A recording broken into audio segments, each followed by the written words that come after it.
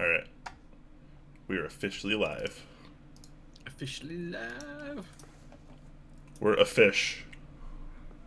We're a fish. We're a fish, yeah. Top Clack is a fish. We are a fish. We are a fish. Yeah, it's good stuff. Good stuff. What type of fish are we? Trout? Salmon? Bream? Bream, wow. Yeah. Let's go with sea bream. I like that. Sea bream. Okay, yeah, sea bream. We're gonna be sea bream. Maybe we could be different fish. What can I be? This is a dumb conversation. While you're deciding what type of fish you are, thanks to Undercover Brother for subscribing for 6 months with the dab emote, and thank you very much to Slippy Pete as well. Also subscribed for 6 months. That's very good. Oh, apparently I'm a little bit quiet and distorted. I don't know what distorted means, but maybe distorted. He was going for. Yeah, I just cranked you up to the maximum I could in OBS. You're already at max for me in Discord. Maximum. So, hopefully this is good. My volume's at max on my system as well. I can't physically turn the microphone any louder, so. Yeah, you might be able to get away with moving the mic a wee bit closer to your mouth. But I have you. I currently have you turned up as far as I possibly can, everywhere. The mic is literally just out of screenshot, so I can't really get it any closer. Well, have you tried eating it? Just put it in your mouth.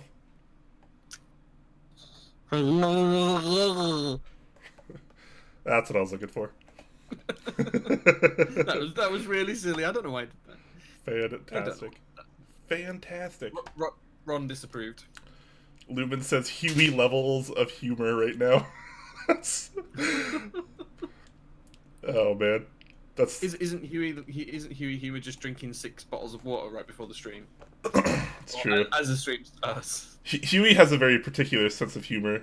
I tend to like it personally, but it can be a little off-putting to some, a little boring to others. It's too loud now. It's over-compressing due to clipping. Really? That's interesting. You actually sound okay to me. Well, big thanks to Cyber Sam for 17 months of Twitch Prime subs. Thank you, dude. And Brez1623. Thank you very much as well, man. We appreciate that. Very nice. Thank you, guys. Yeah, I mean, I wonder why the audio sounds different for everyone else. Maybe it's a Twitch compression thing right now? Because you sound totally fine to me. Yeah, I think the conversation we're having on Discord sounds okay. Yeah.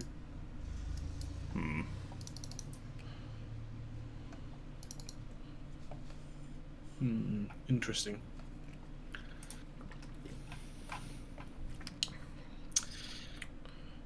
Any group buys happening... Sorry, wait, what is this? Any group buys happening now that you guys would call a must-have, quote-unquote? Asks Yosoyez. Cafe. GMK Cafe. GMK Pretty in pink. Yes, Pretty in pink, yep. Well, you know, I mean, it's the start of the month. We're in the first week of the month. A lot of things are launching. Our news doc is quite packed today, with a lot of cool things even, so just stay tuned, and then maybe you'll know. Yeah, just watch the show and see what takes your fancy. Yeah, definitely. Slippery Pete says, loves the Gatorons, by the way, yeah. We should have put them on our shoulders for Pirate Week, right? I didn't have mine until 2 days ago. Oh, really? Okay. Yeah, it was sent in part of a care package from Mike. Got a fly around me. So I already had mine from a while ago, but he actually sent a couple more in the package for me so I can give them away at the UK meetup, which is very, very kind of him. Nice. He also sent a ton of other stuff, so some big switches, loads of enamel badges, and just a ton of stuff for me to give away, which is really, really cool. Classic Mike. Yeah, like when I got the box, he said, "Oh, I've sent you some switches and some stuff for the meetup," and I thought, "Oh, I might have sent like one Gator-on or something like that." No, I'm not kidding you. There must be $400 worth of stuff. Plus, he's giving me sending some codes for gift cards, and he's just gone straight out of the park. Such a good guy. Typical Mike. Always Mike, going above and beyond. Big heart. Thank you very much, dude. Thank you. Oh, my Ron is falling. I've been trying to. I've wedged mine in the chair. He's just nice and comfortable in the chair. He's Ron. I don't have holes in my chair like that, so I have to. I was just trying to balance him on my shoulder a little bit, which is kind of difficult. But it's cute. It's cute. It's worth it. Big shout out to Pilot XJ, our 8-month streak of subs, and he says defer, defer, defer, defer, defer, defer, defer. Defer, defer, defer, defer, defer, defer, defer, defer. So thank you very much for that. I appreciate it. Is that a reference to something I don't understand, or is this just Willem Dafoe? I don't know. Yeah, Willem Dafoe. Yeah, Willem Dafoe. Oh man, this is gonna be a fun episode, Jay. This is gonna be a good episode. Langalandia, thank you very much, Mr. GMK Cafe himself, currently on a 5-month streak. Thank you very much for the sub, my dude. And Particle Decelerator as well. Thank you very much for your Twitch Prime sub. 3 months now. Thank you. Thank you, guys. Llama Fama asking you completely opposite of the conversation, but what headphones are those? These are the Sony WHM-X1003, something like that, whatever the code is for them. The latest Sony noise cancelling ones. They're pretty good. I highly recommend them. Highly recommend. Nice. Oh, it's from How I Met Your Mother. I haven't seen all of that show. Oh, I don't remember that. I remember the Willem Dafoe from How I Met Your Mother, but I don't remember anything else about Dafoe.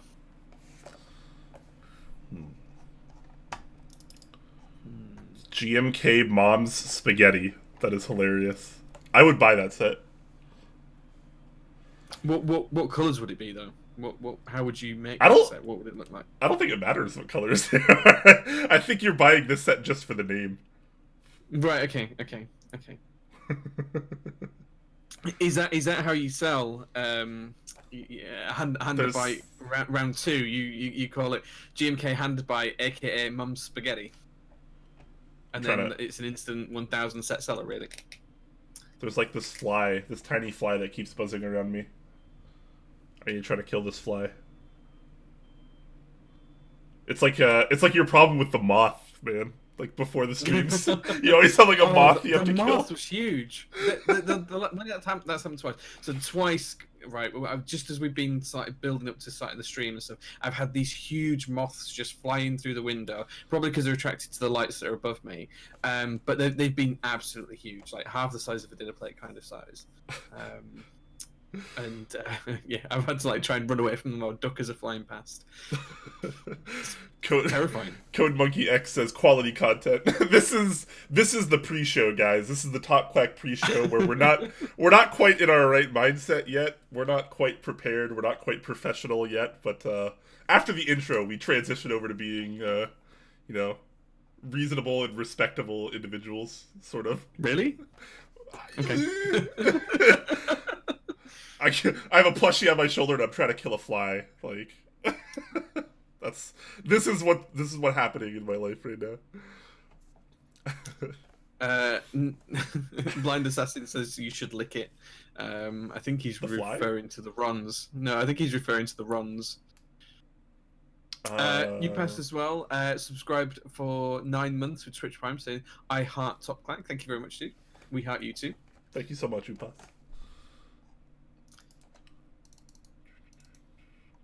And the Key Company subbing at Tier 1. Very nice. Thank you for that, Jason. Nice. Tier 1 sub. That's awesome.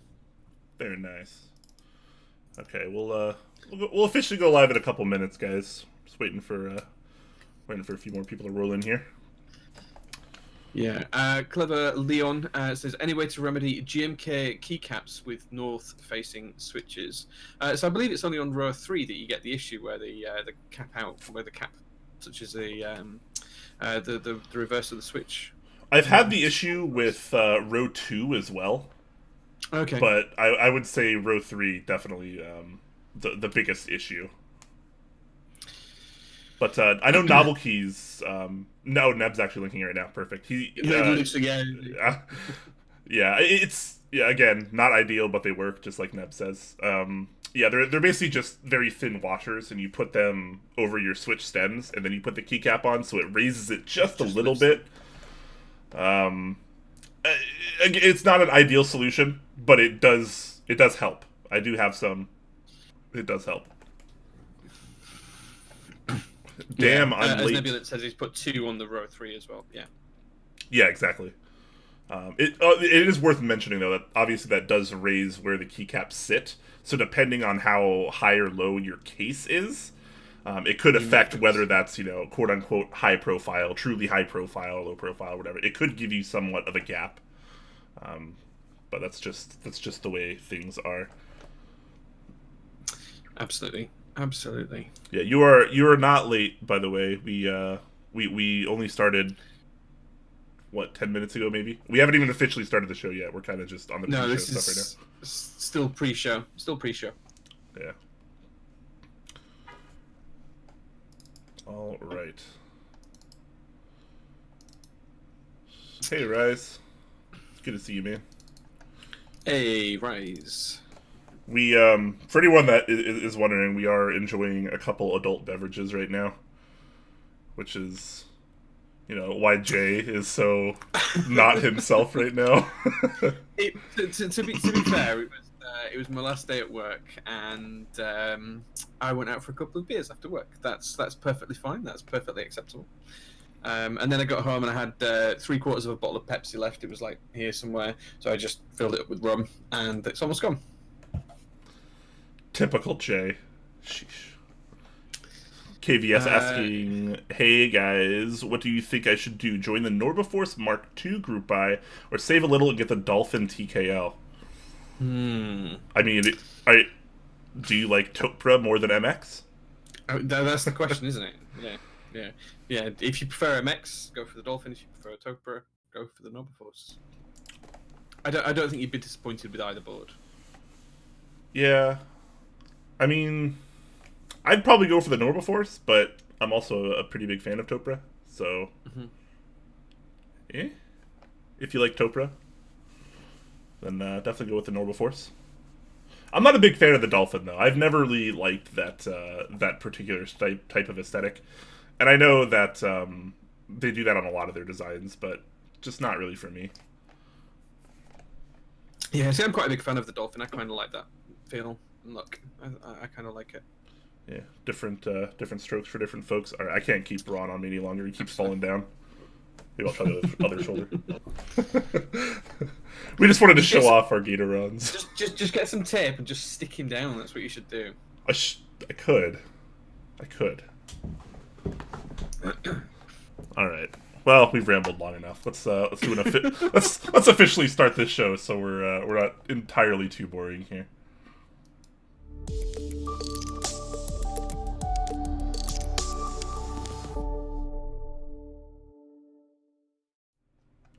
Hello, everyone.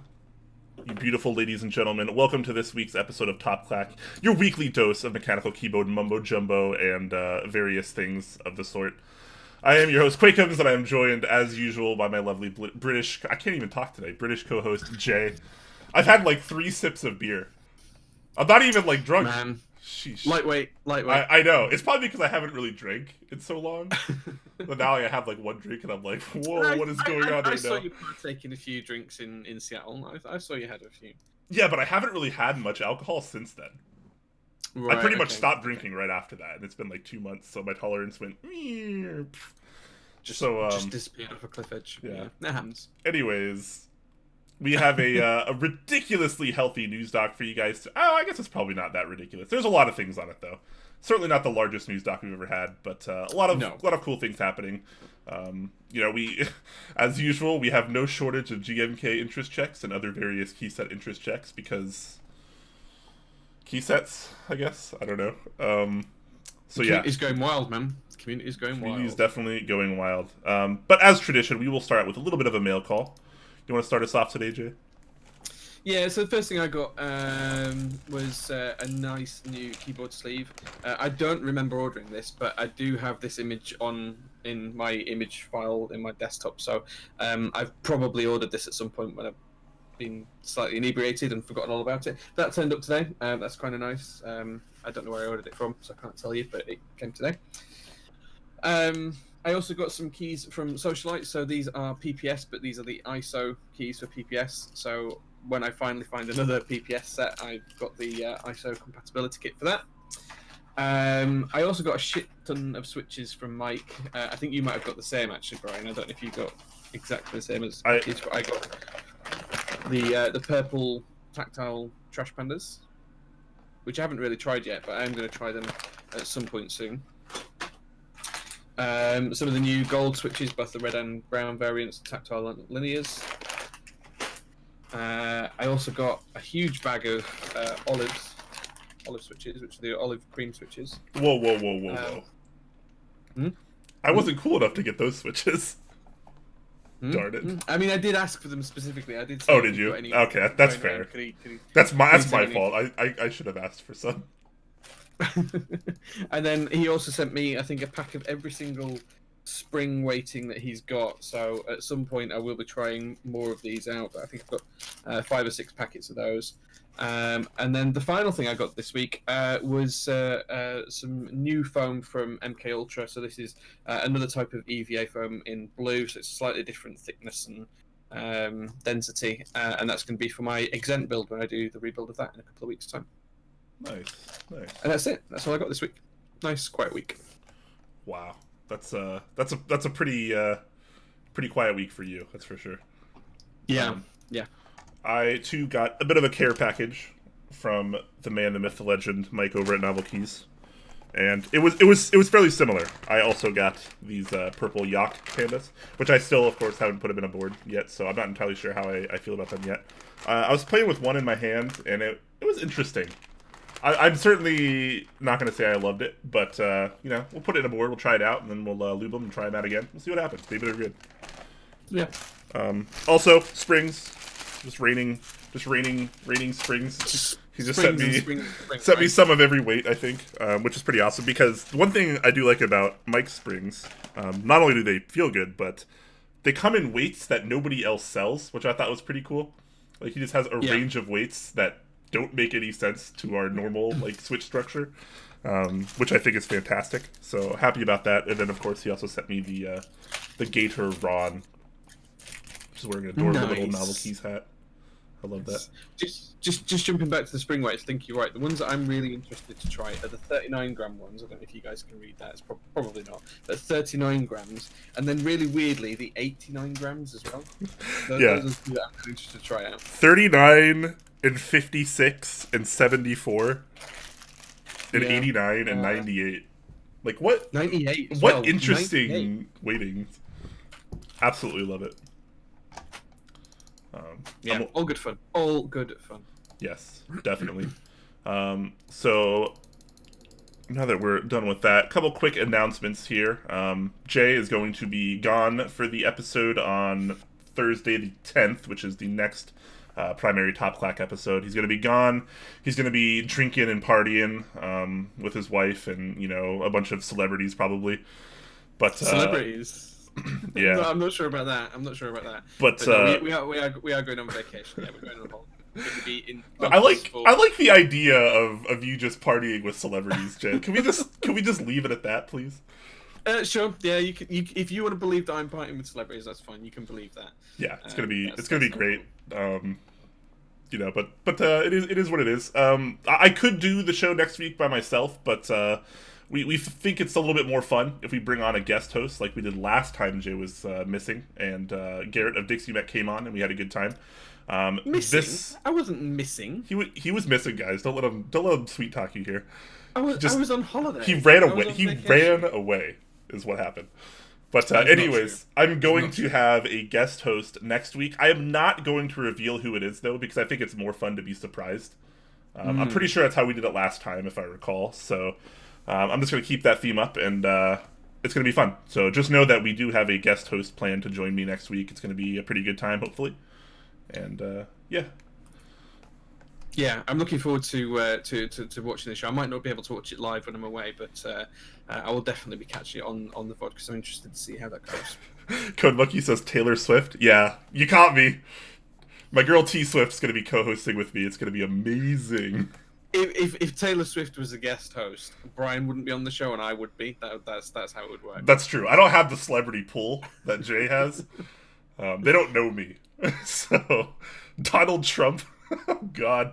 What a nightmare. I would love to have Donald Trump on the show. That'd be hilarious. It would not. It would be terrible. Someone's just said Boris Johnson as well. I think Donald Trump and Boris Johnson are both bannable offences. That's the whole point, though. They're not good people, but like it would be funny to have them on the show. Not that I support them, but it would be funny to have them on the show. Viewership would go way up. Yeah, we'd bring a lot of people into the community, I bet. Yeah, or frighten a lot of people away. You know that keyboard/politics crossover is huge, right, Jay? Yeah, it's massive, especially here in the UK. Sure, it's all, you see politicians are all there with the Zeal switches and GMK Keycaps. It's just how it is. Yeah. Fantastic. All right. Next and final announcement before we move into our news doc. Well, just before you mention this, I'm really surprised that no one's actually noticed this already, because people are clearly not paying attention to the stream, because it's been in plain sight every few seconds since we started, right?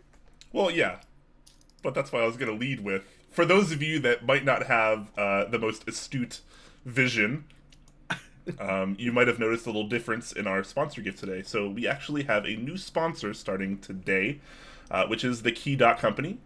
So definitely big shout outs to them. Always nice to have a new partner in crime in this venture here. So yeah. I should have worn my shirt too. I didn't even realize. I didn't even think about it. See, this is all part of the service that you get, Jason, from myself. Brian isn't quite as professional, but I'm here and ready. I'm a terrible person. I'm truly awful. Apparently. It's funny because I have it in my closet. It might actually be dirty. He sent it to me and I wore it for like 2 days. I think it's in my laundry right now. I'm sorry. I didn't think ahead far enough. And See, I planned this ahead and I was ready for it, so there you go. But yes, like Blind Assassin says, the Dolce shirt is still very nice. It is very comfortable. This is the most comfortable shirt I've ever owned in my life. Do you know what's really frustrating about that t-shirt, though, the Dolce shirt? The that most frustrating thing about it is I only have one, and since I bought it, I've worn it once because the wife has stolen it and she wears it as a pajama top. One of those situations. I feel you. Yeah. So I don't own it anymore. Yeah. Yeah. Is this stream sponsored by Dolce? Man, I wish. I wish. Yeah, free Dolce packs for everyone, right? Yeah. Yeah. Nebulan says, "Where is the Dixie in the GIF?" Dixie is no longer a sponsor of Top Clack. There's no bad blood there or anything. There's nothing negative. We just adjusted our structure a little bit. He didn't quite agree with it, which is totally fine. Totally within his rights. And yeah, the rest is history. I still love Garrett. I will still certainly buy from Dixie Mac. And absolutely. You never know what's going to happen in the future. So it is what it is. But yeah, we still love Garrett. Garrett still loves us. And I will continue to buy all sorts of things from him because he runs lots of cool stuff. Yeah, we still support Garrett and all of his endeavors and everything else that he does. Yeah. It just mutual agreement to cancel. There's a lot of vendors that we like that we're not sponsored by, believe it or not. Yeah, exactly. Yeah, that's totally.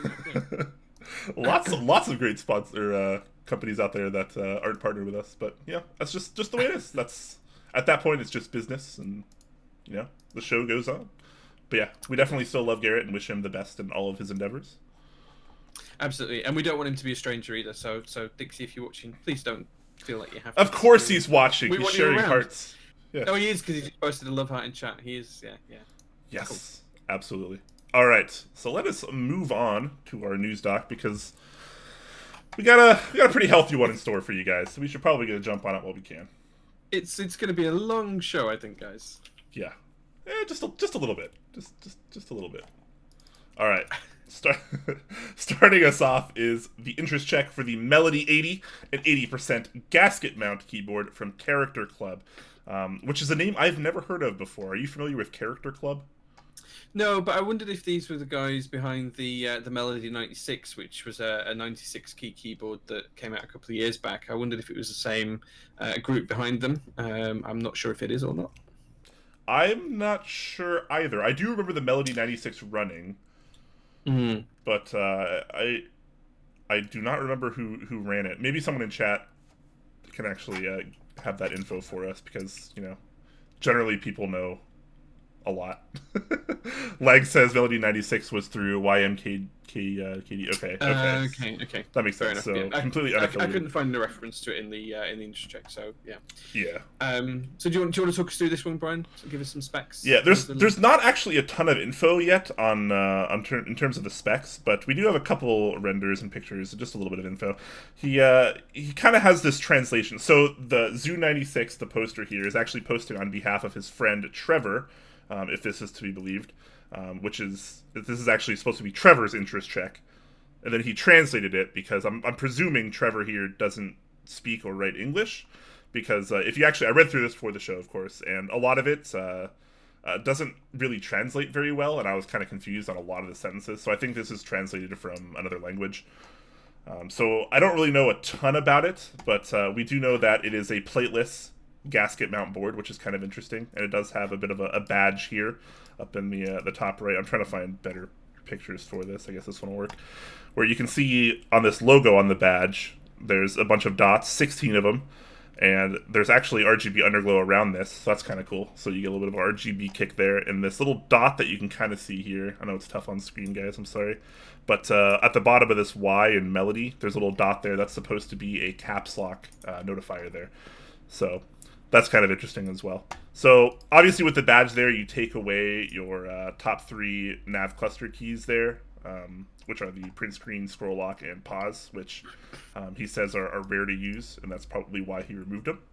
So I don't know, kind of interesting. Obviously we can surmise a couple things. It's going to be a win keyless option here, and just like it says in the post, it is going to be a plateless and gasket mount design. We don't know what kind of gasket mount design, so hopefully we can get some more information on that in the near future. But what is this? What do these pictures tell you, Jay? What do you think about this so far? So there's a couple of things that I noticed about the board. First thing is it does feel a little bit squished, I guess, or cramped, or tight. The gap between the F-row and the num row feels like it's quite small, as does the vertical one between the 6% and the TKL nav cluster. The other thing that's really interesting about this is on the inside of the lip, where you go towards the keycaps, there's actually a ridge that runs all the way around all of the different sections, which kind of gives it an intriguing kind of look. And I can't decide whether I like this, but it's really obvious in the ones with GMK Voyager, and you can see all across the bottom there's kind of this lip that runs all the way around the edge, all the way around the blockers, underneath the spacebar, and it kind of gives like a deeper sense of where the keycaps are sat, I guess. I can't decide whether I like that or not. I'm not quite sure how I feel about it. I keep looking at it and think, oh, that's really nice, and then I look again and think, maybe not. What do you think to that? Personally, I love it. So it kind of reminds me, and someone actually pointed out in chat, Boy314 pointed this out, it reminds him of the Square 80, and I get that as well. It reminds me of the Square 80. I kind of like, there's kind of like an inlay to it. Not terribly different from something like the Alpha X3 Renovo, the Gray Studio HB85, where it gives a lot of character just to the top, like, where you wouldn't normally get that, and I like that quite a bit. I like the inlay. What I don't, I just can't decide whether I like that lip that runs around the edge of the keycaps. That kind of, because you've got the blocker, and then it kind of drops down, and it's kind of got a lip that runs all the way around the edge. I'm not sure if I liked the lip. Yes, but I think for me, and this is, I guess, kind of a counter argument, is how often do you look top down at a TKL and not know what board it is, because it looks so much like so many other TKLs from that particular angle? So I'm gonna be flippant with my answer to that. I only own one TKL, so I'm not talking about owning. I'm just talking about seeing TKLs, because I'll admit it. I do it too. Like I look top down at a TKL, and I'm often unsure of what board it is because so many of them look exactly the same. And here, I feel like that kind of inlay system is a really cool way to be able to give a lot of character to a board and really differentiate it from every other product on the market that is also a TKL. Obviously, here you have the logo over here above the aero cluster, and you have the badge above the nav cluster as well. But I think they really just took it a step further with that, and I am a fan personally. I liked it on the Square 80. I like this kind of implementation on all the other boards that's been on as well. So this gets a big thumbs Yeah. up for me in terms of that particular angle at the very least. See, I love the inlay. It's not the inlay that bothers me. It's just that lip that runs all the way around the edge of every different section, all the way around the escape cap, all the way around the F keys, all the way around the badge, all the way around the 60%, all the way around the edge of the block. It's just that indent that's there. I just dislike that. But I do really like the actual inlay itself. It's just that line that runs all the way around. It's just weird. Just not sure I like that. It's a little different, yes. Just not sure I like that. I like it because I tend to like different. The only other thing I would say about this board as well is I'm not a big fan of the badge. I also don't see the rationale for having the badge on the top, front, and the back corner as well. I think you can only see it in one image. I think there's the badge in the top corner, and there's one render where you can see that there's not a badge as such, but it's kind of where it's been milled out of the back as well. So I can see that. What I do really like though is the circular weight design on the base of the keyboard. That's really nice. I do think that looks really good. There's only a couple of pictures of that I think, but I am a big fan of the base, or the look and feel of the base at least. Yeah, I think it looks pretty good overall. I think they did a pretty good job on their renders too. This board has a lot of character, no pun intended, but I do like that quite a bit. Also, I think it looks like they have some kind of physical proto, judging by these last two pictures here, where it looks like this user has this kind of internal weight design in their lap. Is what I'm assuming that is, and then here's another kind of weird vertical picture of it inside the board, and I'm assuming that's a real proto. So hopefully we can get some more info soon and move over to the group buy stage, because we don't really know a whole lot about this. So I'd like a full list of like all the specs. The only thing we really know is that it's going to be using a USB-C QMK PCB with NK rollover, which is cool. Aside from that, we have very little actual knowledge of the board itself. So yeah, we'll check this out once it gets to the group buy phase, which looks like it's coming now that he has a physical proto. Yeah, I'd be interested to see what the price is on this one as well, because I don't think there's even a suggested price. Yeah. In the let's guess. How much do you think this is going to cost, Jay? I think if it's just a couple of anodized colors, I think somewhere in the region of 360 to 400. I guess that'd be my kind of view. Yeah. So this does have obviously an internal weight that protrudes out the back as well, and it does come with a PCB, of course. I'm gonna guess this is gonna start around 450. See a lot of people in chat guessing as well. Yeah, I think we're all kind of in that same range. Yeah, I don't think we'd be surprised if it was in the the 550, 600 range. Yeah. But if it was in the 350, 400 range, I don't think we'd be too surprised either. It could be anywhere in that kind of view. But yeah, let's see when it comes to group buy. It's clearly not too far away, and I'll be interested to see what the price is. Yep. All right. Moving on, we have an interest check for Flex's V90, and I'm assuming it's either just going to be called the V90 since his name is Flexer Man. Would it be too presumptuous to assume that Flexes is going to be in the title of this board, or is that normal because he's flexing it? I think it's just going to be the V90 from my understanding. All right. All right. You're always ruining my fun, Jay. Just always. But that's okay. I'll forgive you today. Part of the job. Part of the job. Yeah, I'll forgive you today because alcohol. Anyways, so this is kind of an ergonomic design that's inspired by some of the older IBM and Microsoft ergonomic keyboards. This user didn't really care for a lot of the Alice and similar layouts like the EM7 and such, so he decided to kind of go off and make his own, and that's basically what this is. And one thing I do like that he said here, he really puts it out plainly. Let me try to find the line here. I think it's this one. Everything here was designed by me for me. So this is just a quick interest check to see if anyone else wants one. So he's obviously very clearly designed this board just for him. And if anyone else wants one, all right, maybe let's try to start an interest check and see what happens. But he's not tailoring things to other people, which I thought was kind of cool, because I feel like we started in a place where designers were all about designing for themselves, and it was great. And if people liked it, okay, cool, they bought it. But I feel like we're slowly moving towards a trend where designers aren't designing for themselves quite as much as they are for other people. And it's kind of nice to see someone just take a firm stand, step back. I'm not saying that one way is necessarily better or worse than the other, but it's kind of nice when you see designers take interest in the passion just for themselves as opposed to just designing for other people. Yeah, yeah. I have spoken with Flex a little bit. He's quite active in the UK community, so I know him a little bit. I'm really interested to see the prototype. I'm hoping he's going to have the prototype in time for the Leeds meetup at the end of this month. I know he's hoping to have that there too.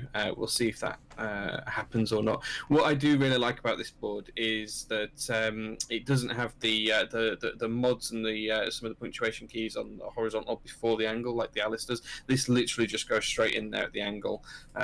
And that means that you're not compromised in terms of some of the other layouts that you can pick as well. So you can have a true wing keyless bottom row if you really want to. You can also use ISO and other layouts as well on this as well. It's going to work just fine, and that's something that he's happy to accommodate as well. So I think this is really good. One of the things that I do love about this board is the back angle, where you've got 3 different kind of sections to it. I think that looks really, really, really nice. Big fan of that. And I also like the fact that when you're looking at that rear angle, you can kind of see that the rear kind of has a distinct shape to it. There's kind of 2 angles, 2 planes, and that's really, really nice shape. So yeah, definitely excited to see this. Yeah. So again, on this one, we don't really have a ton of information. This is a pretty early interest check, so we'll have to revisit this if it does, in fact, make it to group buy stage, if enough people want it. I'd love to see some kind of estimated price or something, but unfortunately we don't have that. But let's guess again, Jay. How much is this going to cost? I think this is going to be a little bit more expensive. If you think about the machine time that's needed to go into something that's this complex to machine in terms of a shape, I imagine that it's small numbers as well. If you only run a small group buy, if it's only 10, 15 units, I imagine it's going to be somewhere between the $600 and $700 mark. 6 and 7. Wow. Okay. Yeah, if you think about it, there's a lot of machine time there. It's quite a complex board. You know, small runs are more expensive. If you're doing something like 200-300 units, prices drop significantly. This is only going to be very small, I'd suspect. Urban in chat is asking one of us to yell brass, but I don't know why, and that scares me. Maybe he wants one of these in brass. Maybe that's what he's asking for. Maybe. I don't know. I'm a little skeptical about this. But I'm not so skeptical about the board. I do think the board actually looks pretty good. It could be very successful. So hopefully he gets a nice prototype done and everything goes well, and we can check out the group buy for this. Yeah, if you scroll down, there is a really nice ISO render of it as well, which looks pretty good, I think. How far down? Oh, there we go. Nice. There you found it, yeah. I don't know. I think ISO looks kind of weird on this type of layout, personally. Yeah, it's just because you're not used to seeing it. You don't see it every day like I do. That's probably true. Yeah, you're probably not wrong. That is pretty interesting, though. All right, cool. Yeah. So let's move over to something that is it's already in group buy, thankfully, which is pretty cool. This is the group buy for the Ion X AIO3 Equinox, which is a win keyless 40% keyboard. And you actually built one of these, right? Or do you have one, or you just built a proto? Yeah, no, I have one. It's up on my shelf, just up there. One of the red boards just up there. So I joined the prototype round. So I think it was 5 or 6 originally, and you can probably guess from the picture who has another one who might live quite close to me. But yeah, so there's a few of us that joined this. I think Ahab, who's quite often around in the Top Clack chat, got one as well. So I've had mine maybe 3 months now, something like that. It's a great little travel board, very well designed. It's a gasket PCB mount, no plate. I don't usually like a softer feeling board, but I really enjoy typing on this. It kind of feels not stiff. In fact, actually, do you know what it feels very similar to, Brian? Is the IDB 60 that you tried then when I brought it over to Seattle. It feels kind of similar to that, but a little bit more rigid because it's smaller. So of course, if the bigger something is, if it's mounted the same way, the more it flexes. So because the PCB is smaller, it's a little bit stiffer, which I preferred. But it is quite interesting to type on. Yeah, I was a big fan of the IDB 60, and I imagine I'd probably enjoy this one as well. Yeah, you probably would. Yeah, even though 40% aren't usually my thing, I feel like this layout is pretty usable for me. And one of the things I like about this board is they really tried to focus on being able to cover this with like a standard GMK base set, for instance, which I thought was pretty cool because, a lot of times 40% boards. I think I've lost audio. You've lost audio? Oh no, you're back. I lost you for a second. I did lose you for a second. Uh-oh. I'm back. Hopefully no one else lost me. Whew. Yeah, I'm hoping that was just our Discord chat. It was probably just Discord. I missed what you're saying, but I think you were saying something around how the board's designed to use GMK keycaps to make sure you've got an even coverage and it's easy to cover with standard keycap sets. I think that's what you were saying. Yeah, so this one of the things I liked most about this is the fact that you're able to cover it without buying additional kits per se with GMK base sets, which I thought was kind of cool. So that's always pretty nice because that's, historically, when you think about 40% boards, a lot of the times if they want to use GMK keycaps, they're spending more than everyone else to cover a smaller board than everyone else generally. Yeah. So, it's kind of an interesting thought. But now people with this board at least can just buy a GMK base set and be able to cover their board, and it's not a big deal. Yeah, no, it's really good. It's really good. And the other benefit for me as well is that it does support ISO as well. So it's one of the few 40% that actually supports the ISO enter. I'll give you 3 guesses as to how I built mine, but 3 guesses? I think I need 5. All right. So... Yeah. Maybe I'll give you 7 just to cover it. But yeah. Yeah. But yeah, it's a really interesting board. One of the nicer things is some of the smaller details, like the side profile as well, is really, really nice. It's kind of got the little wedge design to get your fingers under. It's a nice pickup. It's a nice weighty board. The internal weight is really nice as well. It's got both Pona's and AIO3's logos on the inside. Really nicely machine milled, clear coated. I've been a really, really big fan of this board ever since I picked it up, and I was really excited to build it. Really enjoyed the build process. And yeah, it's just a really great little board. I travel with mine quite a lot. Cool. So let's take a little look at some specs here as well. So it does use a 6-degree typing angle. The front height is 17.25 millimeters, which is a little bit lower than normal, but it's totally understandable in a situation like this. PCB is QMK, and it does support VIA, which is pretty cool as well. The mounting solution is a gasket-style plateless, of course. So it's just a PCB gasket style, which we're starting to see a little bit more of, I've noticed lately, which is kind of interesing. So you can actually see the gasket solution in the picture of the base that shows the internal weight.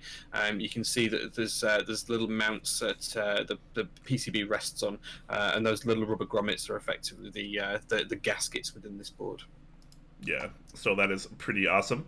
Of course, there is a sandblasted and coated internal weight, and the entire weight of the fully assembled build should be about 740 grams, which isn't a whole lot, obviously less than a kilogram. But as far as 40% go, it feels pretty chunky. It should feel pretty heavy, yeah, for its size, which is always cool. It's going to be available with and without the blockers. Personally, I like the version with the blockers, even though blockers on a 40% is not functional, ideally, but you say that, but on this board it actually is functional. So I've got mine built with a 6.25 use base, wing keyless blockers, and it's actually pretty functional. You've got the FN key, you've got pretty much everything you need to get it working straight out of the box. It's great. I think you misunderstand me, Jay. I'm not saying it's not usable. It's obviously very usable, but okay, it having less keys on a 40% inherently makes it less functional. More keys, generally speaking, means more functionality. And, if you hang out with a lot of 40s people, a lot of them will tell you that it's heresy to put blockers on a 40% for doing aesthetic reasons, doing anything aesthetic on a 40%, because the idea is that you want the maximum amount of functionality in the smallest amount of space. Otherwise, why not just use a bigger board at that point? But I do think aesthetically it looks absolutely glorious. I would love to own and use one of these boards, and I could totally do it. But, for the sake of argument, Jay, okay, blockers are not functional. They're awesome, but they're not functional. Maybe we need to set a challenge. How can we make blockers functional? Not necessarily a key, but maybe there's some sort of function we can add to blockers to make them more worthwhile. I'm not sure how you'd accomplish that. But anyways, back to some of the specs. There are going to be a few different case colors here. So black, blue-gray, which is Pantone matched, rose gold, also Pantone matched, dark gray, which is RAL matched, and a exclusive Japanese blue, which is Pantone matched, which is kind of interesting. So I imagine being a Japan exclusive, that's going to be limited just to Yushikobo, which I believe is one of Correct. the proxies. So Yeah. that's kind of interesting. I wonder. I wonder if it's. I mean, I imagine it's not possible to get one of those if you're not in Japan. But I mean, I'd be curious to try to get one of the Japan blues not being in Japan, because that's just how my mind works. Be like, all right, who do I know in Japan that can go here, pick one of these up for me, and ship it back? See, I'm kind of glad I jumped on the prototype round, because mine's red, so there isn't any red ones available in the group buy. So it's nice and rare. That's the way to look at it. Yeah, Jay sure does love his exclusivity. That's for sure. All right, so this is, yeah, this is actually currently open now, so you can get it on Canon Keys. If you're in the US, you can get it on mykeyboard.eu. If you're in the EU, and of course, if you're in Japan, you can get it on Yushikobo. There is a limited number of units for both Canon Keys and mykeyboard.eu. So Canon Keys at 100 units and mykeyboard.eu at 30 units. Price starts at $270 US plus shipping, and you can get extra PCBs, of course, for $30. So good to know. Group buy closes October 12th, so you got, what is that, 9 days left to figure this out. But yeah, definitely a cool product if you ask me. Yeah, and speaking of interesting 40s, next topic is also quite interesting and in group buy for the whole of October. So it's in group buy until the 1st of November, so you've got plenty of time to think about this one. But what do you think to the Neuron, Brian? This is a 40% as well, with a pretty huge brass weight on the base, or base bottom. 2.5 degree polycarbonate or anodized aluminium case, same price for both. 5mm thick sandblasted weight with the Neuron engraving. QMK compatible PCB. Supports full-size 6.25U or 2.25 and /2.75U space layouts, and there is also an optional ortho plate as well for this as well for $40. If you want to add something into this, you can get an ortho plate, and the kits are only $229 each. How are you feeling about this one? How are you feeling about this one, Brian? I think it's pretty good. It's not quite as usable for me, both in terms of layout and also the angle. So the angle of this is only 2.5 degrees, which is it's pretty low. Which is pretty low. Anything under about 5, I start to get a little uncomfortable with. I do not like flat typing experiences. So if it gets too close to that, it's kind of just a bummer for me. I'm glad it has some angle versus 0, but yeah, a little bit too low for me. But I do like the idea of having more high-end 40% boards on the market. So being able to see things like the Equinox, like the Neuron, like the Pearl that we've seen in the past, and others like it. I think it's really cool, because for the longest time, 40s users didn't really have the luxury of those high-end boards. It was all just, simple hand-wired skeleton builds and, stuff like that. So to actually see the, quote-unquote higher-end market here trickle down towards the 40s, I think is really cool.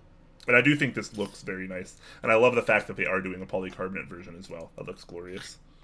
Yeah, the polycarbonate version with that really thick brass base plate looks really good. I'm a real fan of that kind of industrial look on the side of that, where you can kind of see the shape that's being milled into it, and you can see the brass all through the base and stuff like that. Yeah, I'm a big fan of that, and I think the board looks great. Yeah, I'm definitely interested in looking at this a little bit more. Yeah. So why don't you run down a few of the specs of this one for us, Jay? Yeah, I think I covered most of them earlier on. So 2.5 degree angle, top mount plate. You can have it in brass, polycarbonate, or 3mm acrylic. So the standard one is 1.5, but you can have 3mm acrylic if you want it.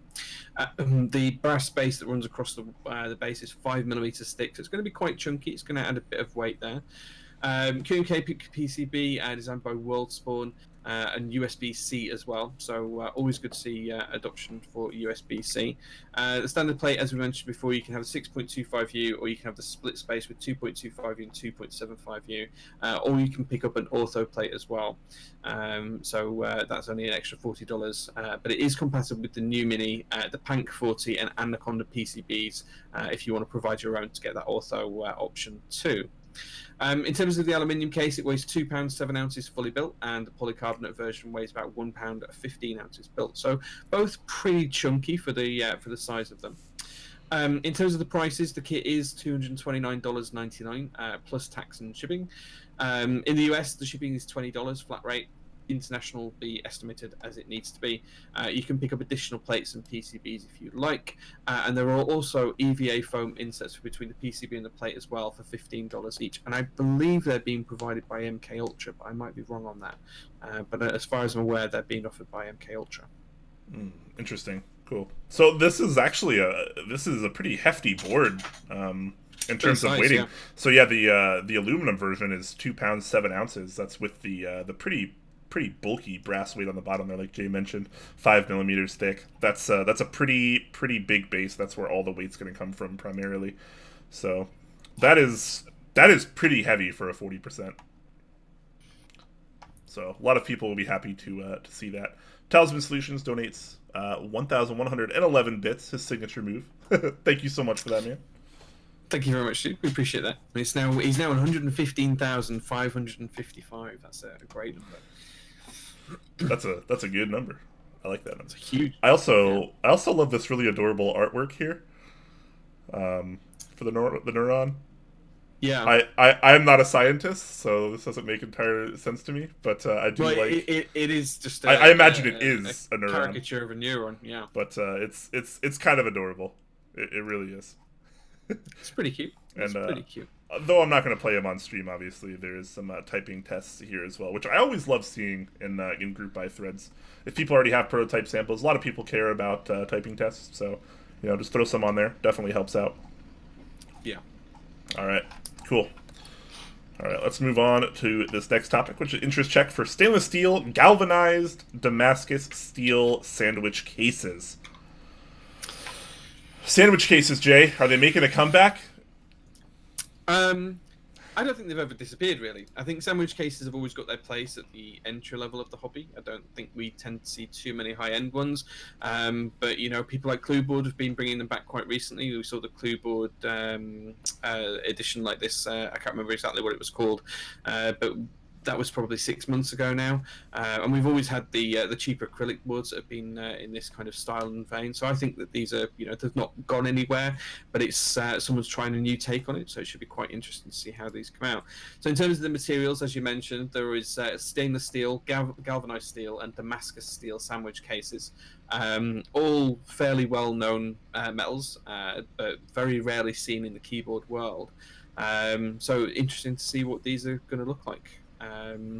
There's not really much information in this other than that the plates are going to be 3 millimeters thick each side. So I'm assuming that the correct switch cutouts are going to be milled into the base of these, so you can actually clip switches in. The price is expecting it to be around $180 to $200 for a standard 60% keyboard. So be interesting to see how these turn out. Yeah, so the price is actually one of the more interesting things here for me. So, like you mentioned, $180 to $200 USD. I'm presuming that will not come with a PCB. That'll effectively just be the switch plate, the bottom plate, and any kind of standoffs and mounting hardware you might need. Which brings me to my question: do you think there's actually a market for this right now, with so many other things in that price range right now that are not just a low profile flat sandwich designs? Like, people are actually doing things and designing and CNC milling and such.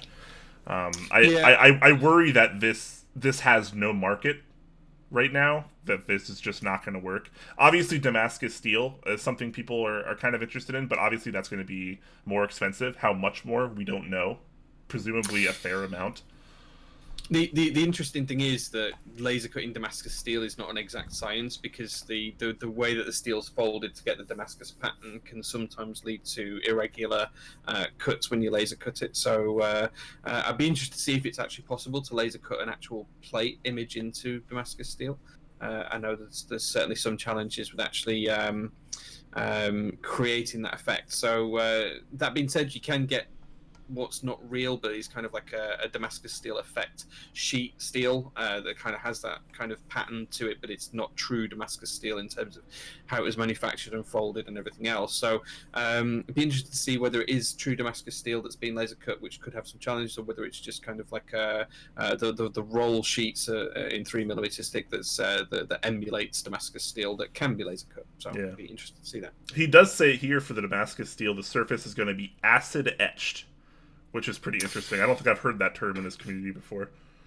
Yeah, so that all that means is when you make something out of Damascus steel, you can't really see that Damascus pattern straight away. What you do is you etch it, so you dip it in an acid solution, and what that does is it just eats away at the metals at a slightly different rate. So there's although you can't feel it and it still feels smooth as such, there's a microscopic difference between the two different types of metal, or 3 different types of metal, depending on what you've got in there. And what that will do is it'll just reflect light differently, and that's how you get the pattern. So if you watch videos of people making knives and things on YouTube, you won't be able to see the Damascus pattern until they dip it in the acid, and then when they pull it out, it shows that pattern across the piece of metal. Yeah, pretty interesting. But let's say, for the sake of argument, just so we can stir up some discussion here, would you pay $200 for a steel sandwich mount case? Let's extend this to chat as well. How do you guys feel about $180 to $200 USD steel sandwich cases? Is there a market for this right now, or do you think that other things like the Polaris and such are just taking over just because they are priced pretty well for the value? Sorry, I think you're exactly right. I think the price is going to be extremely on the high side for something like this. What would be nice is to see some of these elements, such as the Damascus steel. So if you take a board like I don't know, so this is something like the Dora 67, where the base plate is kind of like one piece and one unit that you can screw in. If they offered Damascus versions of that in a group buy for $60-$80, something like that, people would probably be interested in that kind of thing and implementing these types of materials in that kind of sense, instead of just having the standard brass or PVD finishes, doing something a little bit different there maybe. In terms of a sandwich case, I think this would struggle to find the market, as you said right at the beginning. That's my personal feeling on it. I don't think that there's too many people that are going to want to spend that kind of money on something like this. I feel like it's probably a little bit disingenuous in the current market. Yeah, and I think that the only way this would probably even have a chance of succeeding is if the Damascus steel wasn't terribly expensive. It'll be way over that $200 mark. Yeah, and that's pretty much what I figured, and that's what I was afraid of. But at this point, it's like a lot of people just want to own Damascus steel in some kind of keyboard form, because people have been talking about it for so many years, but no one's actually really done anything about it yet. For reasons, obviously, part of which being how expensive it is and potentially how hard it is to work with. But I feel like that's the only way this is going to work. But realistically, it's probably just not going to work. Yeah, I mean, I am really suspicious that it would not be true Damascus steel, as in folded layers of different metals and a couple of different types of steel pressed together. I suspect it would be, you can buy sheets of imitation Damascus steel, which is still steel, it's still a solid metal, and it emulates the look and feel of Damascus steel, but it's not really that. I suspect that's what it would be to keep the price down. Yeah, certainly. So, of course, this is still just an early interest check. He's just looking for some feedback. So, in fact, he even says it's a pre-interest check, which I thought was a pretty interesting term. Pre-ICIC. Pre-ICIC. Interesting. So, yeah, we'll have to wait and see. Maybe we'll be wrong. Maybe this will be super successful and we'll look stupid. Probably wouldn't be the first time that's happened. No, and that's the thing. I don't ever want anything we talk about like this to come across as being negative. We're trying to be constructive in feedback like this, and we never wish anyone ill will against the group buys. I hope this is really successful. I hope that the Voigtkampf can pull off what he wants to pull off and deliver the products he wants to deliver. And I'd like it if we say something like that and they prove us wrong. I think that's a great thing. If we completely misunderstand that and they prove that something's out in the market, that's a great thing. That's not a bad thing. Yeah, definitely. Quick shout out to a couple of the subs that I think we missed. Antonio Margaretti, Metallic Charles, Pilot XJ gifted a tier 1 sub to Nehu Dan. I saw Titan subscribe earlier as well, and I think there was one or two others that we missed. So thank you guys so much for the subs. Sometimes when we're rolling along through a conversation, it can be hard to remember to tie them in. So we definitely appreciate that, guys. Thank you. Absolutely. All right. Let's move out of the realm of keyboards and over to the realm of key sets, because boy, do we have a lot of them today.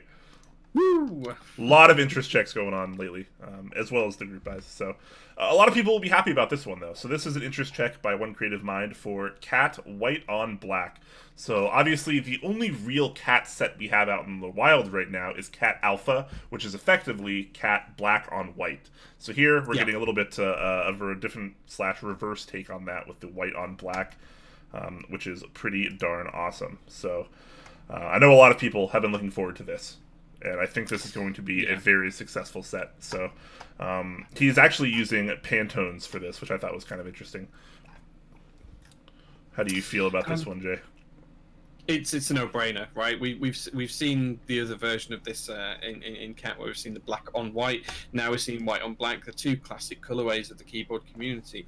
90% of people who have a GMK set tend to go for either Dolce or white on black. That's just how people tend to join the community, or they get the OG caps. So these OG colors are classics. They're never going to go away, and they never look terrible. They always look great. So I think this looks good. I know that we're both big fans of Cat as a profile. I think it really works. It's really great. It's a very unique and interesting typing experience, and one that I really enjoy. So yeah, I think this is a winner. I don't think this is going to struggle at all. I think it'll do great. Yeah, definitely. One thing I do like quite a bit about this one is... Alright,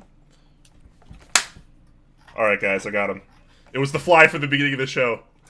It's finally dead. He finally showed himself. Sorry, guys, for the interruption there, but now I am victorious, and that's a good thing.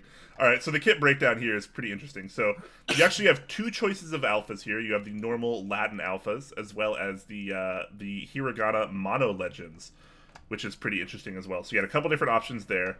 And then you have your normal modifiers here, which will cover TKL and a little bit extra, of course. Then you have a little bit of a breakdown for numpad and 1800 stuff, some space bars, ISO, ergo modifiers, which is pretty cool. And here's where I thought it was also kind of interesting. So the 40s modifiers are an entirely separate kit that you can just pair with the separate alphas. So here, once again, this is a pretty good idea. So 40s users shouldn't have to pay more to cover a smaller board, generally speaking. So here's one of those instances where it should cost you the same or even less, which is really cool. So you can just grab one of these alpha kits from up here, whether you want the normal Latin or the Hiragana Mono Legends. Then you just pick up the 40s kit or your Ergodox kit, and then move on with your life. You don't waste a ton of keys, and you spend a little bit less money. That's a good thing. Furthermore, they also have an Orthos modifier kit. So let's say you're just going to use it on a Plonk or a Prionic or your Boardwalker. Insert your favorite ortholinear board here. You can do that as well. So I feel like the kit breakdown for this is actually really, really strong, and that makes me happy. Agree. Yeah, I'd agree. And the thing we've talked about with Cat as well is that they don't do MOQs for kits like we tend to see with GMK. It's more about how many keys they sell in total. So the actual number of kits required to sell for each one is pretty low, and it's easy to hit those. Yeah, I think this will do really well. I think the kit breakdown is very smart, bearing that in mind. Yeah, so I've got a Cat set lying around now. I'd love to put it on my board. I've got it on my work keyboard at the minute, my Cypher Mini 1800. I know that you really love your Cat set, Brian. It's one of your favorite profiles. So yes, yeah, it's a close second to Cherry. I find very little wrong with Cat profile. It's incredibly comfortable. It's not too tall for me. It's the exact PBT texture I like, where you can tell it's PBT, but it's outrageously smooth, almost fuzzy in a way, which I really appreciate. The thickness is great. The die sub work is great. I want more Cat sets on the market, and this is obviously a no-brainer. I remember someone before the show, when we were just in the pre-show, asked, what are must-haves right now, must-buys. Anything in Cat profile right now is a must-have for me, and this obviously being such a simple and neutral colorway that a lot of people can understand and respect, this is a must-buy for me. Yeah, I think I agree, and as well as I just want to shout out about the desk mats as well. There are some desk mats to match this, and these are really subtle. They're really nice, very subtle. The legends on the mats are really grey on black. It's going to look great. So I'm definitely in for the key set, and I'm probably going to pick up one of those desk mats as well. So fair play to One Creative Minds. I think this was really good. Yeah, so just for the people, since I do try to at sometimes call out what's going on for the people that listen to the podcast and not actually watch the visual stream, just for the people that are curious, there are 2 desk mats available. One of them has a bunch of different icons, which are basically legends from the keycaps themselves within the modifiers particular, and then there's another desk mat which is a bunch of hiragana characters, which kind of matches the hiragana alphas kit along with it. So very happy about this. Also, shout out to the SP111 here. I'm assuming that's Blind Assassin's board. This is a pretty interesting looking board. Yeah, we talked about it on the show once before. It's been a while since I've seen it, and I kind of forgot about it if I'm being honest. But this is a really neat looking board, and the cat, Southpaw. Yeah, the cat white on black here I think looks pretty stunning. It does. Yeah, I agree. So very happy about this. No doubt it'll be running, and it's going to be pretty successful, so looking forward to that. And though only one of the vendors has been announced so far for the US, it's going to be our new sponsor, actually, the Key Company, which is cool. And then the rest of the sponsors still to be decided, as well as the date. But pretty interesting. Definitely loving this. It's one that I won't be able to pass. Yeah, easy, must buy, definitely. We still need to make a must-buy stamp for Top Clack, so I could just like, put something on stream when we just both agree and like something a lot. Yeah, if we both definitely agree, we're both definitely going to buy a TC approved stamp or something like that. Yeah, we should. Yeah, we'll get on that. We'll get on that. I've been wanting to do that for a while. It needs a sound effect as well. It needs a sound effect. Yeah. We'll it has to have a sound effect. Yeah, we'll get our top men working on it. All right, guys. So look forward to that as we are. Next up, we have an interest check for GMK Perestroika. Perestroika, yeah. I can't pronounce this because I'm just a silly man that doesn't speak Russian. But, it is what it is. But this is a pretty interesting set. How do you feel about this one, Jay? I'm very interested in this. So this is being run by Cohen, and it's an interest check for a Russian-themed keycap set using Cyrillic legends. And pretty much a Cyrillic layout as well in terms of the key selection and the key choices as well, both for ANSI and the ISO variants as well. So it's really interesting. It's very different. It reminds me a lot of the Yugo set that we saw quite recently, where that was picking up Slovakian language.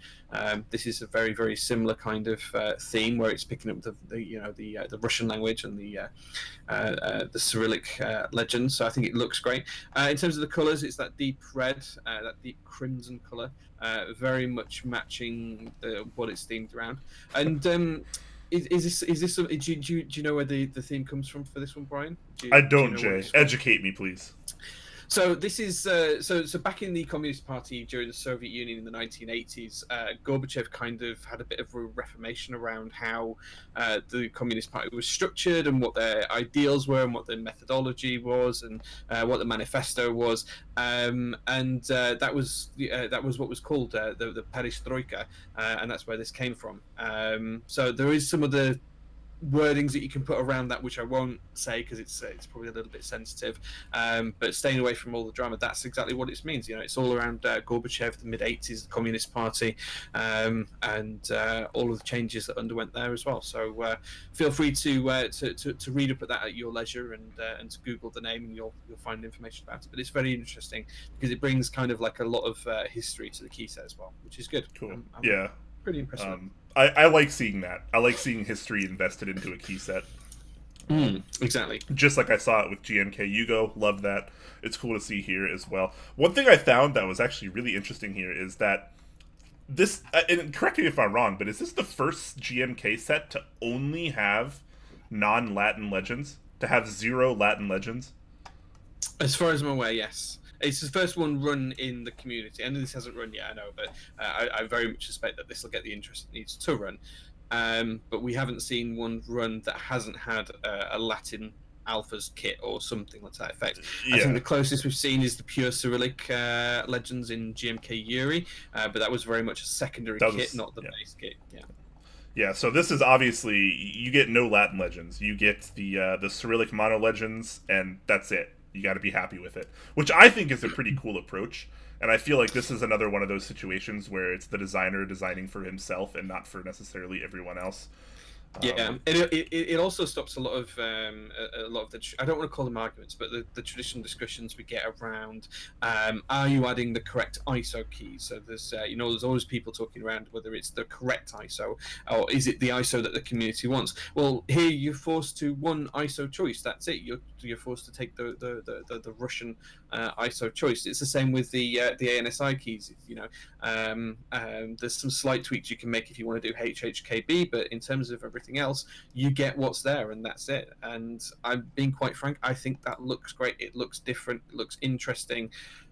It's not something we tend to see in keyboards today because we're used to so much seeing the Latin legends and the westernized layouts, and just introducing this is just really nice. It's unique and different. It looks focused is what it looks like. It looks super duper focused, and that's a really cool thing.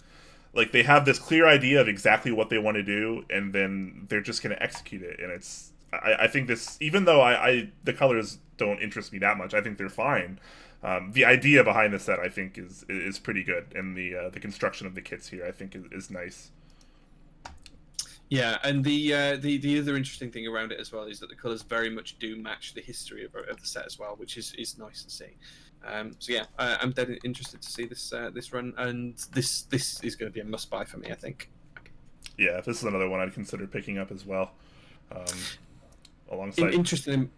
Go on. Sorry, go ahead. No, I was going to say, interesting. Melodet does raise a point here. It says, love that the keyboard community seems willing to support these things when they're done this way. I think this is a relatively modern thing. I think if you'd have done an interest check for this key set 2 years ago, I don't think it'd have got any traction. Nope. I think the fact that things like this will get traction now is a sign of just how far we've come as a community, how much we've developed, and the upwards trajectory that we're on in terms of the volume of people in the hobby, the amount of interest that the hobby has, and the amount of opportunity we have to see these kind of more unique programs and projects come to life.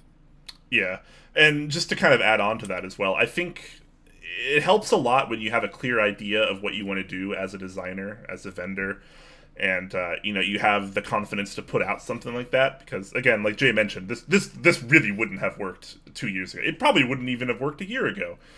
But we're just getting large enough in the community now to where we can actually do this kind of stuff and potentially have it work. And that's a really cool thing to me, because I think a lot of the problem can come from when people try to please too many people. They put up an interest check and they start taking feedback and they start making all these changes from their original idea. And at the end of the day, you're never going to please everyone, no matter what you're doing. Key set designing in particular, you're just never going to please everyone because not everyone feels the same way. So when you try to make everyone happy, you wind up making nobody happy, and then you're not even happy at the end of the day, which is kind of a bummer. So I think to kind of combat that, what you do is you have an original idea, you know exactly what you want to do, you have clear-cut execution, and you just go for it. And if people support it, awesome. And if they don't, well, okay, then it doesn't work out. Back to the drawing board. So that's kind of what I feel like this set kind of embodies right now, and I'm all for it. I like this. It's a breath of fresh air in an otherwise admittedly kind of stale GMK world right now. Yeah, agree. And the only other thing I wanted to say as well is big shout out to Max Surfy for these amazing renders as well. Some of these scenes that he's developed look really, really good. The first picture, when I first opened the thread earlier, the first picture here where it's like on the concrete with the kind of like the cloth in the background. Yeah, I was like, whoa, that is looks great. Cheers to that, guys. That's a good one. Yeah. So yeah, very, very talented. And just a big shout out as well to one of the other renders. I think it's the second render down there. The AKB is OGR by Alchemist Keyboards. That board is stunning. So we talked about that board a couple of weeks ago when we talked about the OG Summer competition, and that was the board that won that competition on /r/custom keyboards on Reddit. So I think the prototype of that is in the works at the minute. So AKB Keyboards doing all the right things as well at the minute. Yeah, that's pretty cool. I actually don't really remember the way it looks entirely, but from this picture at least, it does look pretty nice. It kind of shares a lot of the similar features that the Renovo had from Alf, which I did like a lot as well. Anyways, enough about that. The set, looking pretty good. I like where this is going, and I hope this hits group buy. Yeah, I think it's already slated to hit group buy in Q1 2020, so definitely interested to see Oh, that. yeah. I should have just scrolled down. Vendors already there. Bam. Nice. The EU, it's going to be mykeyboard.eu. The US is going to be Project Keyboard, which is pretty cool. Asia is going to be Ilum, KB, and Daily Clack is going to be your Oceania proxy as usual. Of course, using custom colors here, it's going to have a 250 MOQ with the price to be announced. So hopefully this goes pretty well. I feel like being such a focused kit, we should get a decent base kit price here. Yeah, I think it'll be fine. I mean, it is custom colors, so it's probably going to be a little bit more on the expensive side from that set because they'll have to price it at 250 sets rather than 150. And I'm not sure if it'll get up to 500 or anything like that, but I think it looks great either way, and I don't think this will have any problems or hitting MLQ. Yeah, I think it looks great. Yep. Dead interested in this. Absolutely. All right. So our next topic here is a pretty interesting interest check. See what I did there? Interesting check. Interesting. It's an IC for an IC. Why do you never laugh at my jokes, Jay? Alright, sorry guys, I'm going a little off the rails here. I've had like 5 sips of alcohol. Alright, so this is an interest check for the HSA white on black and HSA beige on brown key sets. So you get a bit of a combo here. There's 2 sets in one for this interest check. And the HSA is kind of a new profile we haven't really got to play around with, except for Jay has a little bit of experience with it. Yeah, so I actually showed some of these keycaps off some of the original prototype run on stream about 3 months ago, something like that, 2 months ago, 3 months ago. And I actually have a full set of this, not in either of these colours, but a full set of this that I'll have on stream at some point soon. So I can have a full play with a full HSA set and everything else. I've been speaking to Necroman and Necrowoman from my keyboard. They have a set that they're going to lend me that I can have a play around with and show off on stream and have the whole setup and do some typing experiments with as well. So HSA is new, interesting, half SA.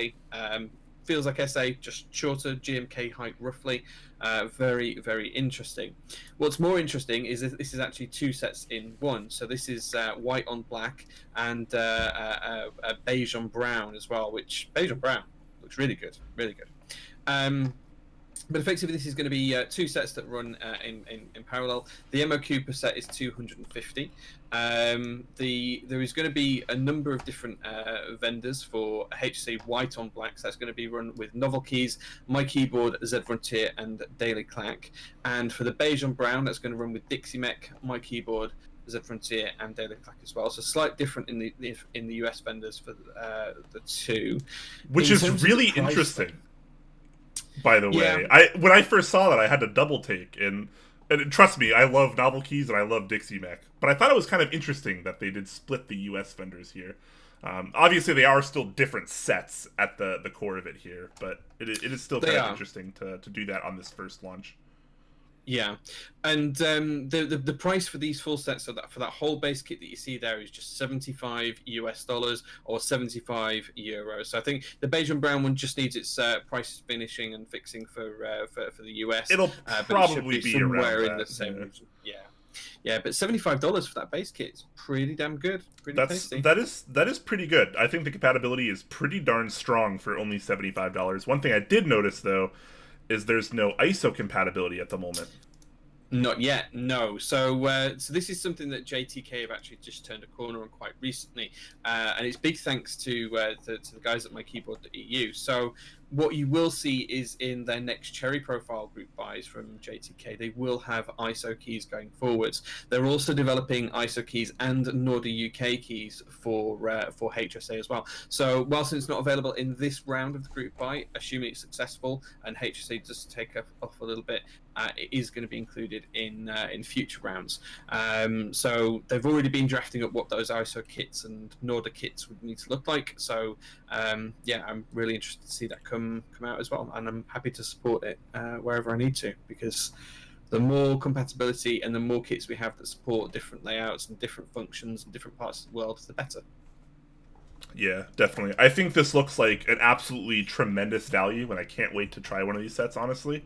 But just playing devil's advocate for a second, obviously JTK in the past has had a lot of issues for the group buys, not only with manufacturing, but also just the way they've kind of designed some of their legends and stuff. Obviously, if you remember back in the day, back in 2015 when JTK launched, I think it was 20 late 2015, early 2016 maybe. When JTK first started producing sets, JTK debut, debut was purple on white, and the white on purple, Yep. purple on white. And there was also a Stormtrooper version, which was a black on white, and they had a white on black as well. So they launched 3 sets concurrently originally, which was pretty interesting. Um, they were a mess. I'm gonna be honest. JTK when they first started, absolute mess. The legends were incredibly inconsistent. Some of the legends were like quite literally twice as thick or thin as other legends, and a lot of them were cut off at weird angles. And the font and the legends just didn't seem quite good, and they really weren't. And I worry that something similar might happen here. I feel like JTK has just been a little lazy in the past historically. And I hope that doesn't transition over here as well. So I'm really hoping that we get a clean product right out the door now that they have a couple years of experience under their belt, and we can get something pretty banging here, because this does have a lot of potential. Yeah, I think I agree, and I think from the samples that I've seen, I've been pretty impressed. There's a few things that were pointed out as part of the prototypes. From what I've seen of the one production set, I've seen real life pictures of it, and hopefully I'll have that set on stream soon. As I said before, it looks like a lot of those issues with the prototype keycaps have been resolved already. So I think JTK is well aware of the struggles they've had in the past and the things that they need to improve on, and I think this is going to be a first step in that direction. And really showing some good support for the community. So I'm definitely interested to see this in the flesh. And if you had to pick one of these, Brian, which would you go for? Would you go for the white on black, or do you think you'd go for the beige on brown? The beige on brown, 100%. Yeah. That is just gorgeous. It almost kind of reminds me of the retro colorway. Yes, that we saw in the past. Yeah. It's kind of similar to that. I think it's pretty good. Also, I want to address 10 Strong brings up a point. He says you get what you pay for. Yes, that is true. But imagine this. Imagine a world where you pay $75 for this base kit here, and it's perfect. There's no legend inconsistencies, no thickness inconsistencies. You get everything, and it's absolutely flawless. That's amazing, and that drives competition. So yes, you can pay less amounts of money for lesser products, but imagine paying less amounts of money for equal or better products, and that's what makes the community interesting. That's what drives the competition between vendors and manufacturers, and that's really what it comes down to. And that's why I'm such a big fan of actual tangible value. Like, you've seen me rant on the show 800 billion times by now, if you're a long-time viewer.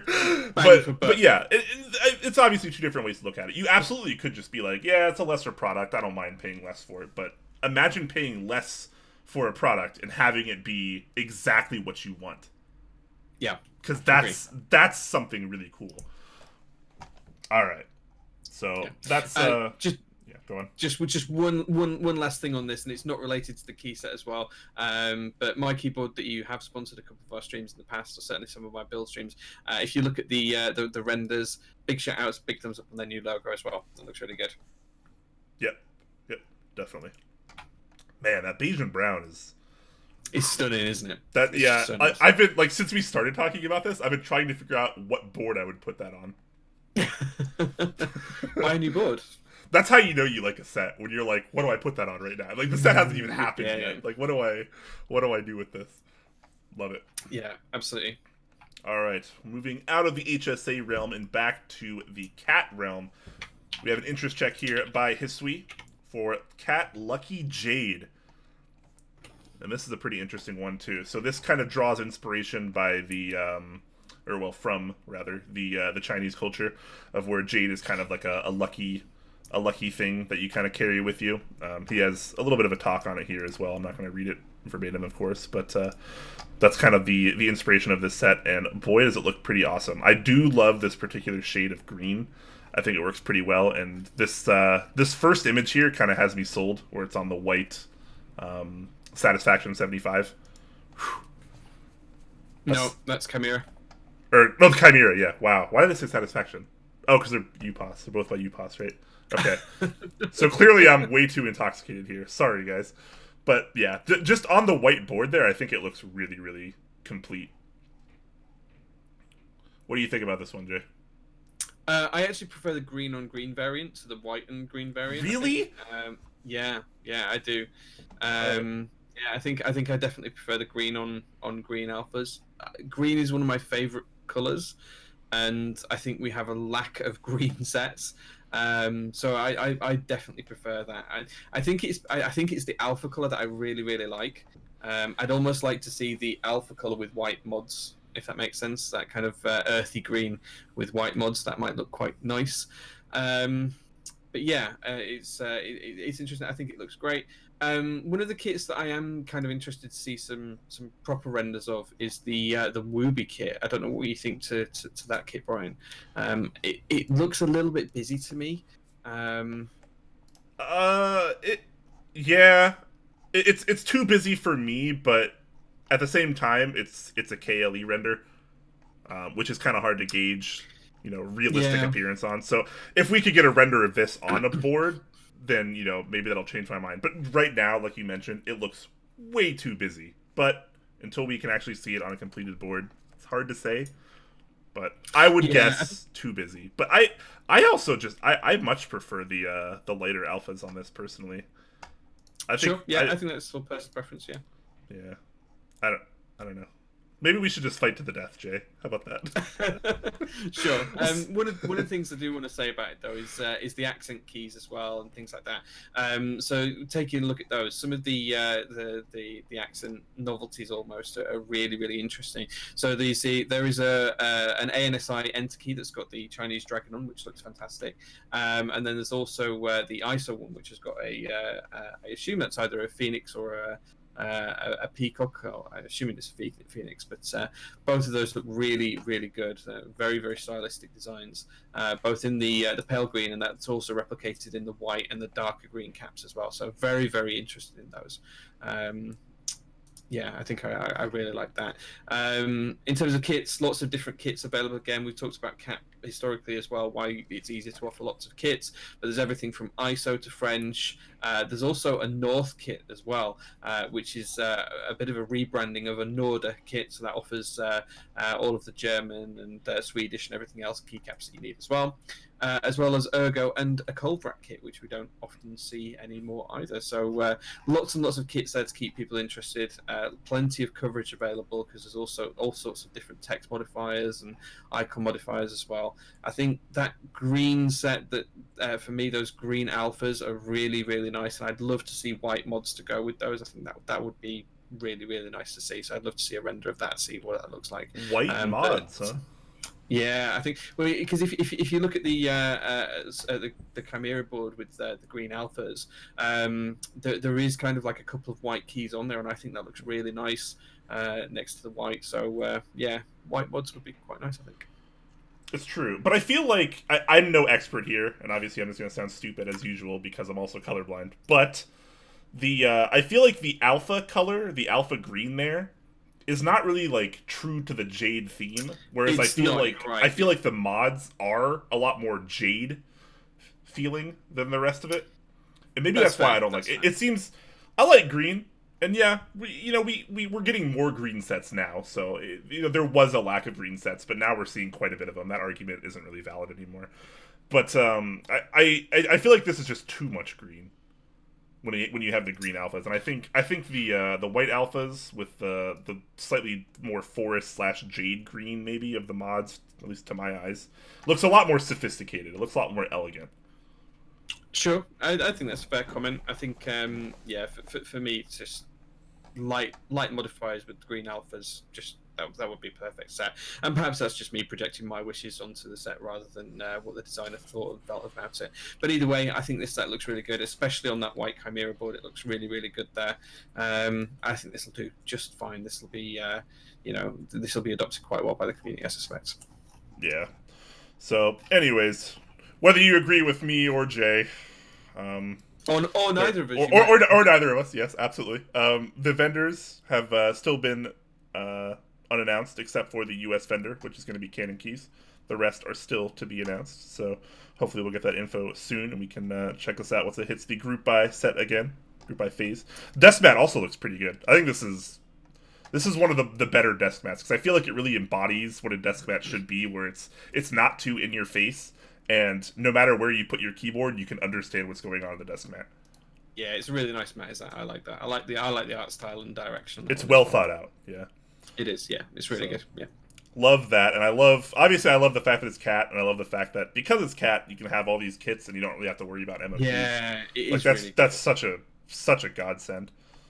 So. I just think we need some more renders. Definitely want to see that WoB kit on a board in a proper render, so we can see whether there's too much on the keycap, or whether it's it doesn't look too bad.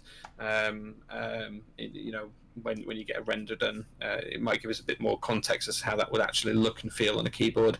Looking forward to watching this interest check with bated breath. Yeah, let's see a render. We got to see that WoB kit. That looks interesting. Yep. All right, let's move on to another interest check. We got no shortage of interest checks today here, by the way. By the way, Jay, in case you were wondering, this one is coming to you from Arslock, and this is GMK Classic Blue. So yeah, I like this a lot too. So obviously, people hear me talk about themes a lot. And how much I love themed key sets, because I feel like if I relate to the theme, I'm more invested in the key set. And for me, obviously, personally, that's true. But I also love when people are just very direct and very honest. And this guy knows how to do it. He says, this keyboard has no theme. There is no theme. It's just a stock blue key set. And that's fine. That is totally... If you justify it by saying that, all right, you got it. I can't say anything. I have no more defense against any kind of theme argument. You got it. So yeah, absolutely. I'm happy he included that, because otherwise I would have been like, what are you thinking here? What's the idea behind this? No idea, just like blue. All right, cool, fair. I like blue. So because it's the stock colors, the MOQ is going to only be 150, which is pretty easily attainable. This is run kind of in a collaboration with Heinebusch, who's actually going to be the vendor of this as well. And the kit structure is very similar to the GMK Violet on Cream, which was also designed by Heinebusch and recently ran on Novel Keys. And that kit breakdown was really good, because it gave you a lot of what you needed at a price that was pretty darn approachable. So I think we're going to see something very similar. $15, I think, right? $115 US, and it had a lot of compatibility for that price. So I'm hoping we get a very similar price point here, since they are attempting the same kit breakdown. Obviously, at that point, now we're comparing a vendor like Novel Keys to a vendor like Heinebusch, who has ran a key set or multiple key sets in the past, depending on how you want to look at it. But obviously might not have the same reach and popularity that Novel Keys personally and currently has. So we'll have to kind of see what kind of prices go on here, but obviously being stock colors and with that particular kit breakdown, I think they should achieve a maximum amount of value here, hopefully. Yeah, and the interesting thing is that this is two kits, so it's the blue on white kit with the blue modifiers, and then there's also an all white on blue kit. So there's two kits effectively that are going to be running. It is going to be running on mykeyboard.eu in the EU. Vendor for the rest of the world is yet to be decided, and they haven't quite finalised and hashed out what the pricing is going to be either. I'd like to see it close to that $115, maybe a little bit higher, given the fact that there's two sets running. They've got to cover the bases and everything else they need to do, but that set is pretty good from a coverage perspective at that kind of price point. So definitely interested to see how that goes. They do say that renders are coming soon, and that's the only complaint I have about this interest check. We do need to see some renders, see what it looks like, see how that looks on a board. I think this is going to look fine. We've seen Greek Olivetti, which kind of had that those kind of alphas with white and blue on and stuff like that. So we've seen similar key sets in the past, and we've seen GMK Blue Galoo, which was the kind of blue modifiers and stuff. So this is nice to just tie it all together and have it as one key set. So I'm dead interested to see what that looks like and get some renders up there. Yeah, I'm a little bummed that there's no renders in here, and I feel like, and I mean, I swear I'm not just trying to be mean, but I feel like, especially since Heinebusch is part of this project, he knows that renders are important, and I don't really see the reason to ever put up an interest check if you don't have renders to show nowadays. Because now you're competing against other people that do have renders to show. And with GMK market being so saturated right now, that little extra boost can go a long way. So I really wish that there were some more renders here, but that's me being picky, I guess you could say. But looking forward to that, because obviously just stock colors are nice. They can be pretty widely available, and obviously with a lower MOQ, and they can be a little bit cheaper sometimes as well. So hopefully we'll get a pretty good price here, like Jay was mentioning. Yeah, interesting enough as well, reply 27 in this thread does actually show a few different blue sets all laid out next to each other, so you can kind of get a view for where that blue is going to fit in between all of them as well. If you guys do want to take a look at that, it's about 2/3 of the way down the page. Reply number 27. Got it. Cool. Yeah, that's always like something I've been noticing more in some of the sets too. In an interest checker group by threads, when people just post the comparisons between caps, like, hey, it looks different from set A and set B. All right. Yeah. Cool. All right. So we'll have to wait and see for that, but obviously it will be running. So hopefully we can get some renders and actually check this out. Yeah. Okay. And moving on to our next set, then, Brian. Do you know what is almost upon us? Halloween. Yes. Do you know what's almost upon us? Pretty much after that. Thanksgiving. Well, for the US folks, yeah, and pretty much after that. Hanukkah. I don't know when that is. I don't know either, but I think it's before Christmas, right? I'm trying to draw this out as long as I possibly can for you. Yeah, I'm glad. Yeah, I'm glad. Okay, that was fun. all right. Anyways, get to your point here, Jay. Tell us about. Well, it's almost Christmas. We are seeing the run up to Christmas now. It's probably 90 days or whatever it is. Someone will have the stat less than that to Christmas. Yeah, it's close. It's only 2.5 months away. Yeah, and this is GMK Christmas by Fatboy Carney. So a Christmas themed keycap set using the gold, red, green, and whites that we see all around at Christmas as well. He does say, interesting, that this post might be a bit early, but he wanted to get a feeling on the community's thoughts on the set as he progresses through the process. So it's an early interest check, bearing in mind that he's got this idea. What do you think to this, Brian? What are your thoughts on GMK Christmas? Well, first let's talk about the IC a little bit, just because there are a couple things I want to point out. First, let's talk about the renders. We mentioned this on the last show, and we'll probably mention it again on the next show and every other show for this foreseeable future. But this user here decided to use keycaprenders.com for their renders, which are great for giving you a fast initial idea of what something could look like, but it's a little incomplete and obviously doesn't give you a true, like, overall realistic feel for the colors. And I don't know if it was you or I that ranted last episode, but nowadays there are so many people that render key sets in the community, so many people at all sorts of price ranges, and it's pretty easy to just pay a few bucks and get a much better render than this free service can give you. Again, not to discourage people from using keycaprenders.com. It's great to give you an additional idea, but it's not good to sell and advertise a product. Let's just leave it at that. Yeah. So, I obviously I would like some better renders here so we get more of a feel, because this doesn't really entirely do it for me. But I do like where this is going. I like themed sets, obviously. I like Christmas. It makes me feel like a little kid. I like the fact that he's using RAL colors here. Nice thumbs up to that. GMK definitely appreciates that. And I like the color scheme. But the biggest problem I have with this set is that when this set runs, it might run around Christmas. And when will that ship? May, June, July. So you're starting your summer by receiving a set called GMK Christmas. And I think that's a little interesting. Just because I would love to have this set by Christmas and use it. And it would be fun and it would be festive. But when I get it in June or July or whatever, it's like, it feels like it doesn't have as much meaning at that point. let's flip this on its head a little bit. You were then prepped for Christmas at the end of 2020. It's already there. You've got it. It's ready to go. It's sat in your cupboard. It's sat in your drawer. It's sat somewhere ready to go on a board.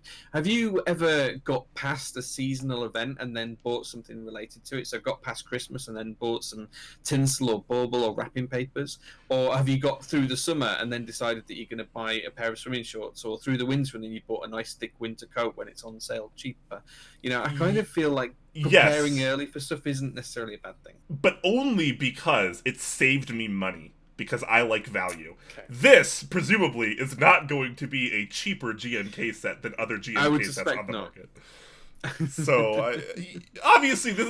I'm just playing devil's advocate. Totally, yeah. We're just splitting hairs here, but it's like, when you put out a set called GMK Christmas, what's the point? To get you in that spirit. You want that Christmas feel. It's festive. It's current. It's relatable. But when this ships, it's not gonna be. Which is kind of an issue to me. Like, if you ran this interest check in June, and you're like, these are gonna ship before Christmas, and they did, then I'd be like, okay, cool, sign me up. Let me put this on my board. It's December 15th. They got 10 days until Christmas. I'm gonna type on this. It's gonna be festive. I got a little tree out of my desk. There's some lights. Like, it puts me in that mood, and it's awesome. It's festive. But here, I just can't see it because the timeline doesn't make sense. Unless the timeline does make sense, and this isn't gonna run until July or June or whatever, and then it's gonna ship Then it's gonna ship next Christmas, 2020. Then, okay, I kind of understand. Fair enough. I have to be honest, that going back to the set itself, it's not for me. I'm not sure this works for me. One of the challenges here is that the renders we've got are quite metallic looking, and the gold color chosen for the legends on the alphas is almost metallic looking. GMK can't do metallic plastic. That's something that they've always stepped away from. They've never tried to produce. They don't want to produce, and that they always kind of decline people when they're asked for it, which means it's kind of probably going to be some sort of close analog, which means it's going to be some sort of ochre color. I'm not quite sure that will give that kind of sense of gold that it should do. And I feel like the set will struggle if it doesn't get, close to that gold color. I think that's probably the biggest risk for this set. That being said, I'm probably in the minority. I think probably a lot of people will like this and probably do like the festive idea to it. I just don't think it's for me personally. I think it looks fine. The colors look fine, but again, like, we don't have true renders of this. These are very initial renders. This is like the pre-interest check of renders right now. And because of that, we still can't really have a full idea, because it just doesn't look like GMK keycaps. It just doesn't. That's just not how they look in person. So maybe we can get some more renders soon, and maybe it'll be an entirely different set at that point. So we'll have to wait and see. I don't particularly hate the colors or anything, but I feel like if you're going to try to sell me on a GMK Christmas set, it's got to match up to the seasons, at least. Yeah, Dajkov has said in chat, I don't think this would even make MOQ.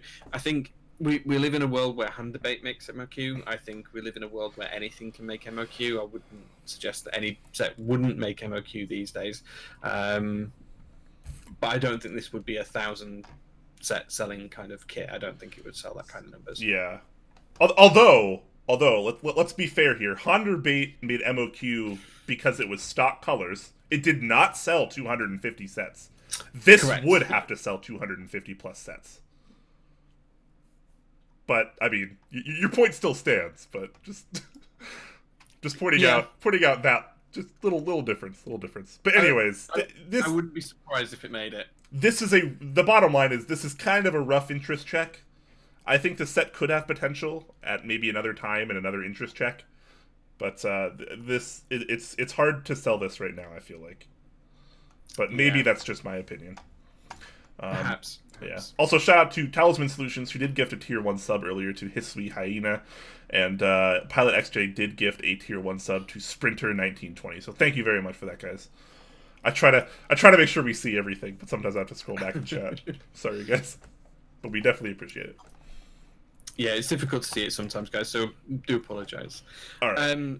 Speaking of things that it's not difficult to see, our next interest check is also it was not an interest check, so it's a group buy. Is also GMK, and this is Brown Livia. So.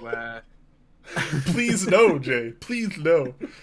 All right. I So had to work the joke into it. Yeah. This is GMK Cafe, run by the lovely Langelandia. This is his key set. Right up front there with a nice big render on the Rune and Smith Iron 165. Cafe's a set we've both been waiting to see run for a short while. I think, to be honest, Brian, I think we've both been interested in seeing this. I've preemptively gone big in the original. I think that was an also stream where I was a little bit tipsy as well, where I said this could be the key set of the year for me if it runs and looks as good in real life as it does in the renders. Alcohol aside, I think this still could be a key set of the year contender. I think it could. You and I both lost our minds over this interest check. I was so hyped for it. They did such a good job of putting the interest check together. I think the colors are stupendous. It's got a very clear-cut theme, and they make it obvious, and it's just splendid. I think this really could be key set of the year for Mech Madness next year. So I'm looking forward to it. I really am. This has been a group I have been waiting for a while. I think this is absolutely lovely.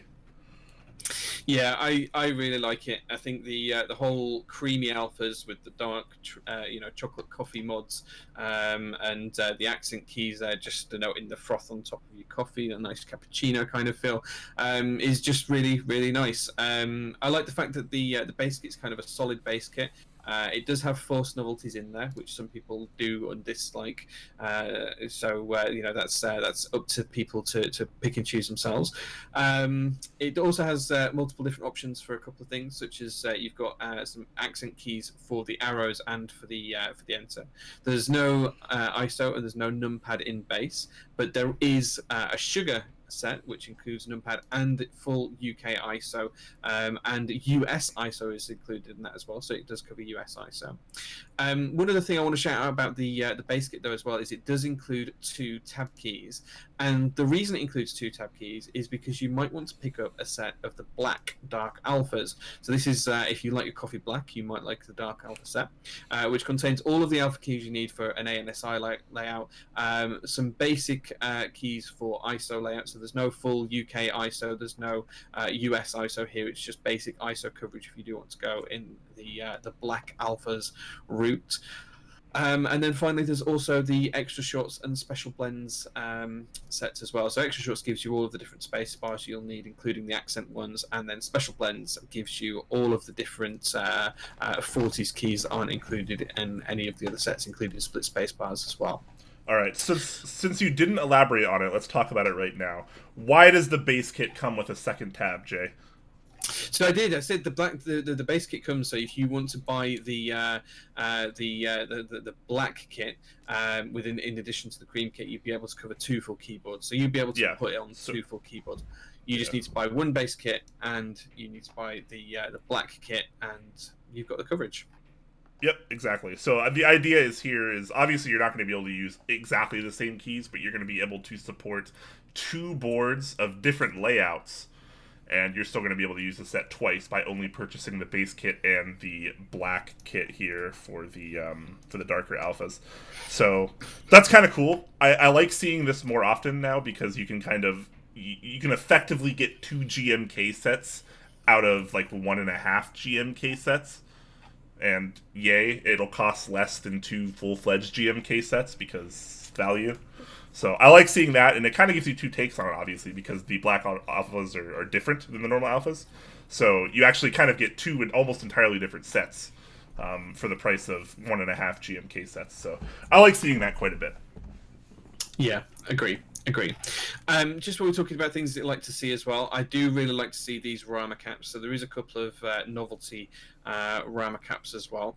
There is the standard 1U Rama cap, which has got the 2 nice little coffee beans on, which looks great and fantastic. And then there's also a rather interesting other key cap as well, Brian. What do you think to the enter key, the Rama enter key here? I think it's pretty cool. Obviously, it's a French word that I'm not going to try to okay, I'll try to pronounce it. Whatever. I've had enough alcohol. Is it préparé? Do you know the actual pronunciation of this? Prepare is how I would say it, but I'm not sure if that's closer or not. Préparé? Yeah. Okay. Well, I guess. Well, darn it, I failed again. Anyways, it is French for prepare, as you might have guessed.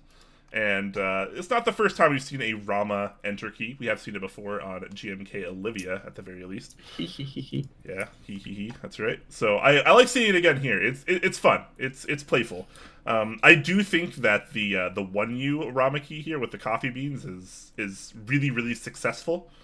And, I'm not a fan of the text novelties, I think, on the Rama enters, personally, just because it's a different font. It's a different typeface than the rest of your set, which in my eyes it kind of throws it off. But I do like that they're going for it anyways, because a lot of people do like that.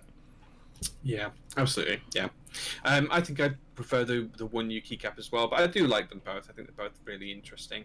I also really, really do think that the desk mats are really interesting for this set as well. Yep.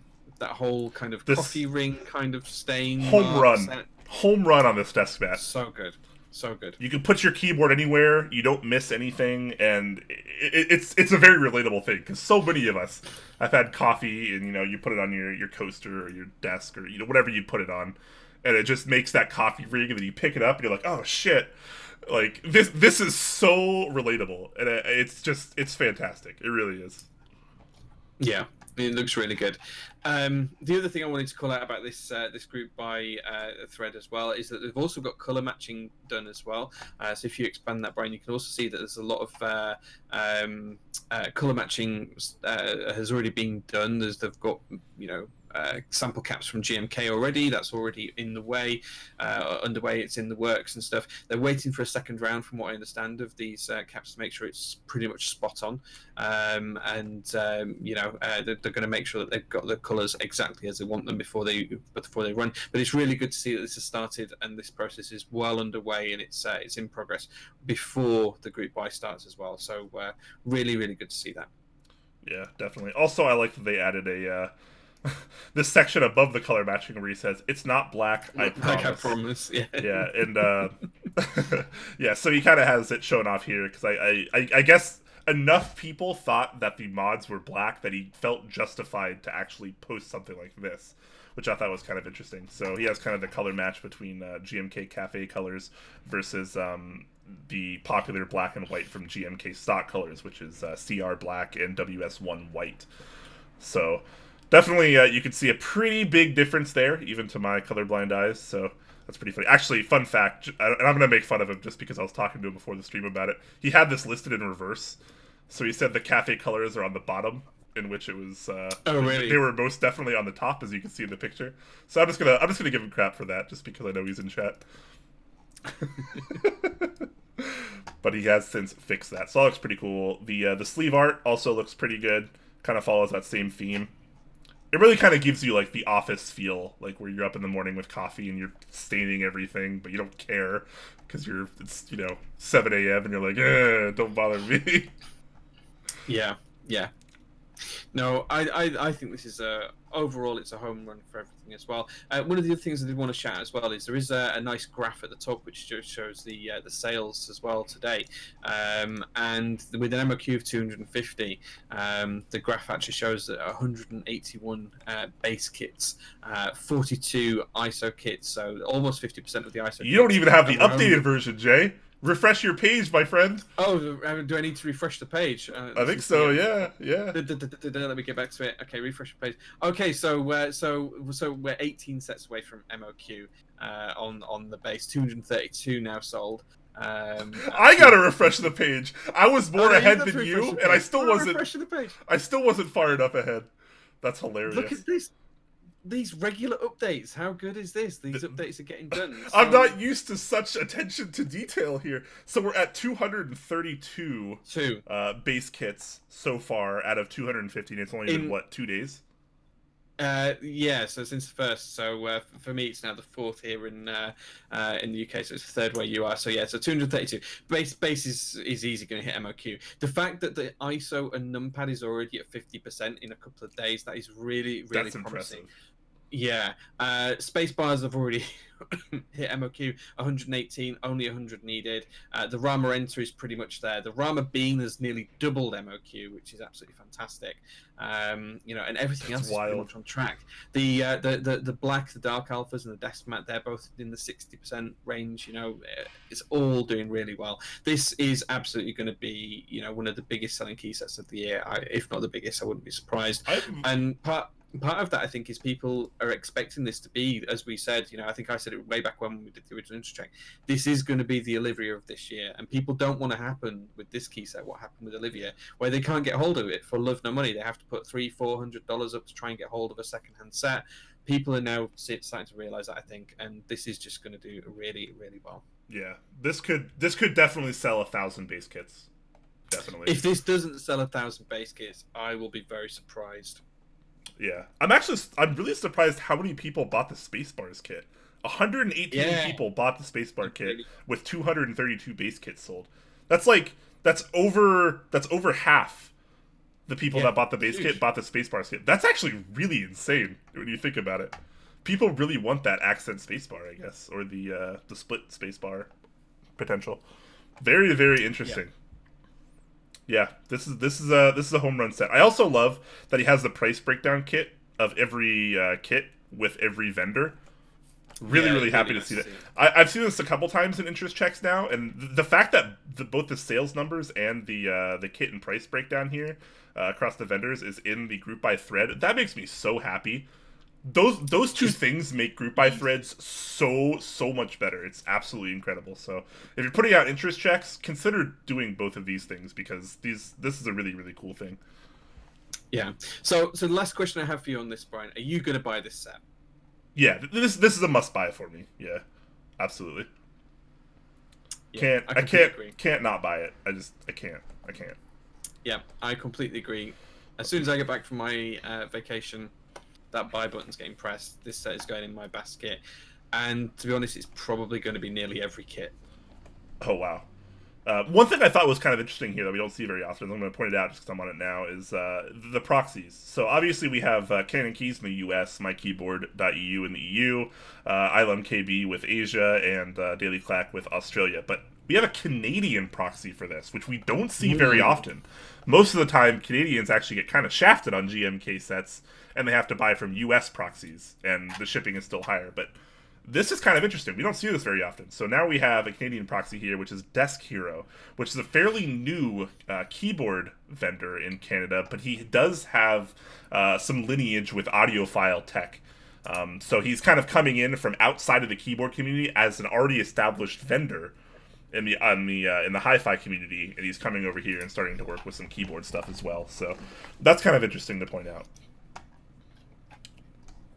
Anyways, this set looking fantastic. Can't wait for this one. Yeah, I've been waiting for this set to come around for a long time. I'm happy it's here. It's definitely my must-buy GMK set of this month. Yep. All right, but we can't talk about it forever, Jay. Let's move on to our next topic, which is HSA Yuri, courtesy of Tomberry and Drop. It's not just HSA Yuri. Let's be clear. True. Let's be clear on that. So this is a Yuri key set by Tomberry, but there is actually two. So there is the SA set, as Brian mentioned, but there's also a DCS Alps set as well. So we'll talk about both during this. Do you want to give us the lowdown on the SA version, Brian? Yes. Once I get down to it.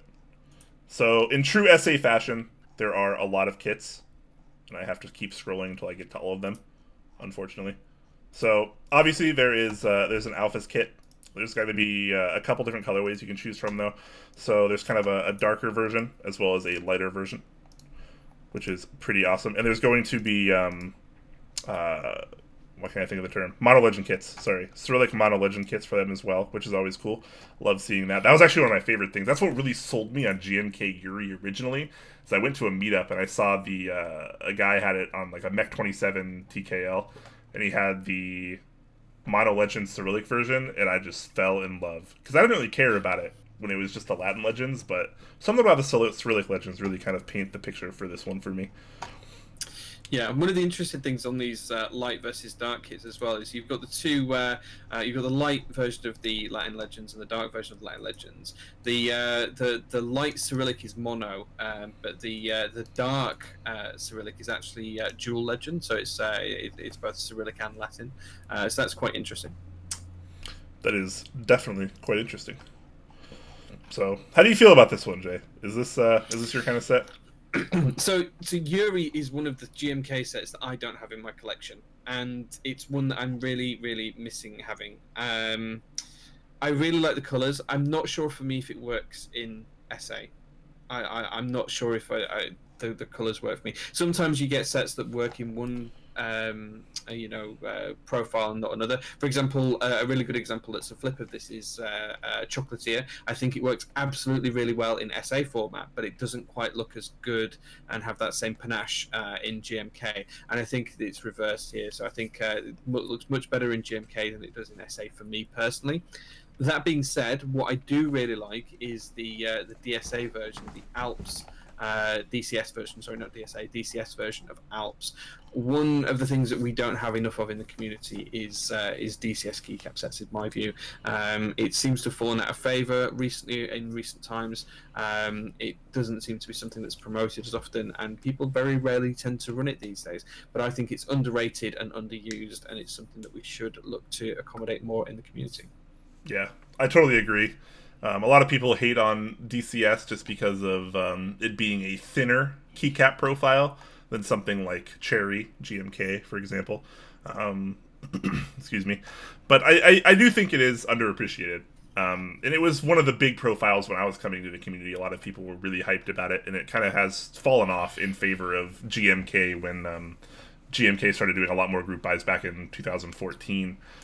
And it's kind of a bummer because DCS really is awesome, and it's often quite a bit cheaper than GMK and a lot of other alternatives as well. So definitely underappreciated, definitely underused. But yeah, here you're only getting an Alps version of it, and let's be fair, a lot of people don't use Alps because Alps switches aren't really made anymore. Alps style switches are still kind of made by Matthias and the like, but honestly, they're not that good. So a lot of people don't use them. We don't see Alps a lot these days, but there are still pockets of the community of people that use harvested switches and stuff. So it'll be cool to get back on that because there aren't really a whole lot of custom Alp sets even to this day. For the longest time, we had Alpine Winter DCS, and that was it for years. That was the only custom Alp set you could find, and oftentimes you couldn't find it because people were selling it for like $400, which was astronomical at the time. So yeah, I don't think whilst Alps, and Slippery Peach just mentioned this, whilst Alps aren't made anymore, I think it is still quite easy to get hold of a lot of new old stock switches, depending on what you're looking for. Yes, it is possible to do. After Alpine Winter, the only other one I can remember was Light Cycle that did an Alps variant, which I have somewhere. I don't think I've ever put it on a board though, but I can't think of another recently run Alps group buy. It's been a while. I mean, this is only the second. I think this is the second DCS Alps set. I think it's just this and Alpine Winter, which kind of has been ran multiple times depending on how you look at it. But it's tough. The bottom line is there's not a lot of Alps compatible keycap sets on the market. But there honestly isn't a ton of interest either because a lot of people just reuse harvested caps, which is fine also. But there's not a ton of demand for it.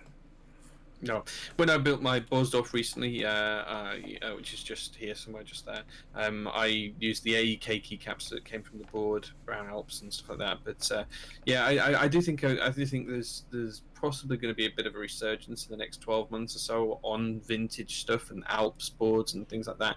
I think that might see a bit of a resurgence. This might be the precursor to seeing that and give people an opportunity to have something a little bit more brightly coloured on their Alps switches. Cool. All right. So, yep, this is currently open now, whether you want to get the SA version or the DCS version of the set.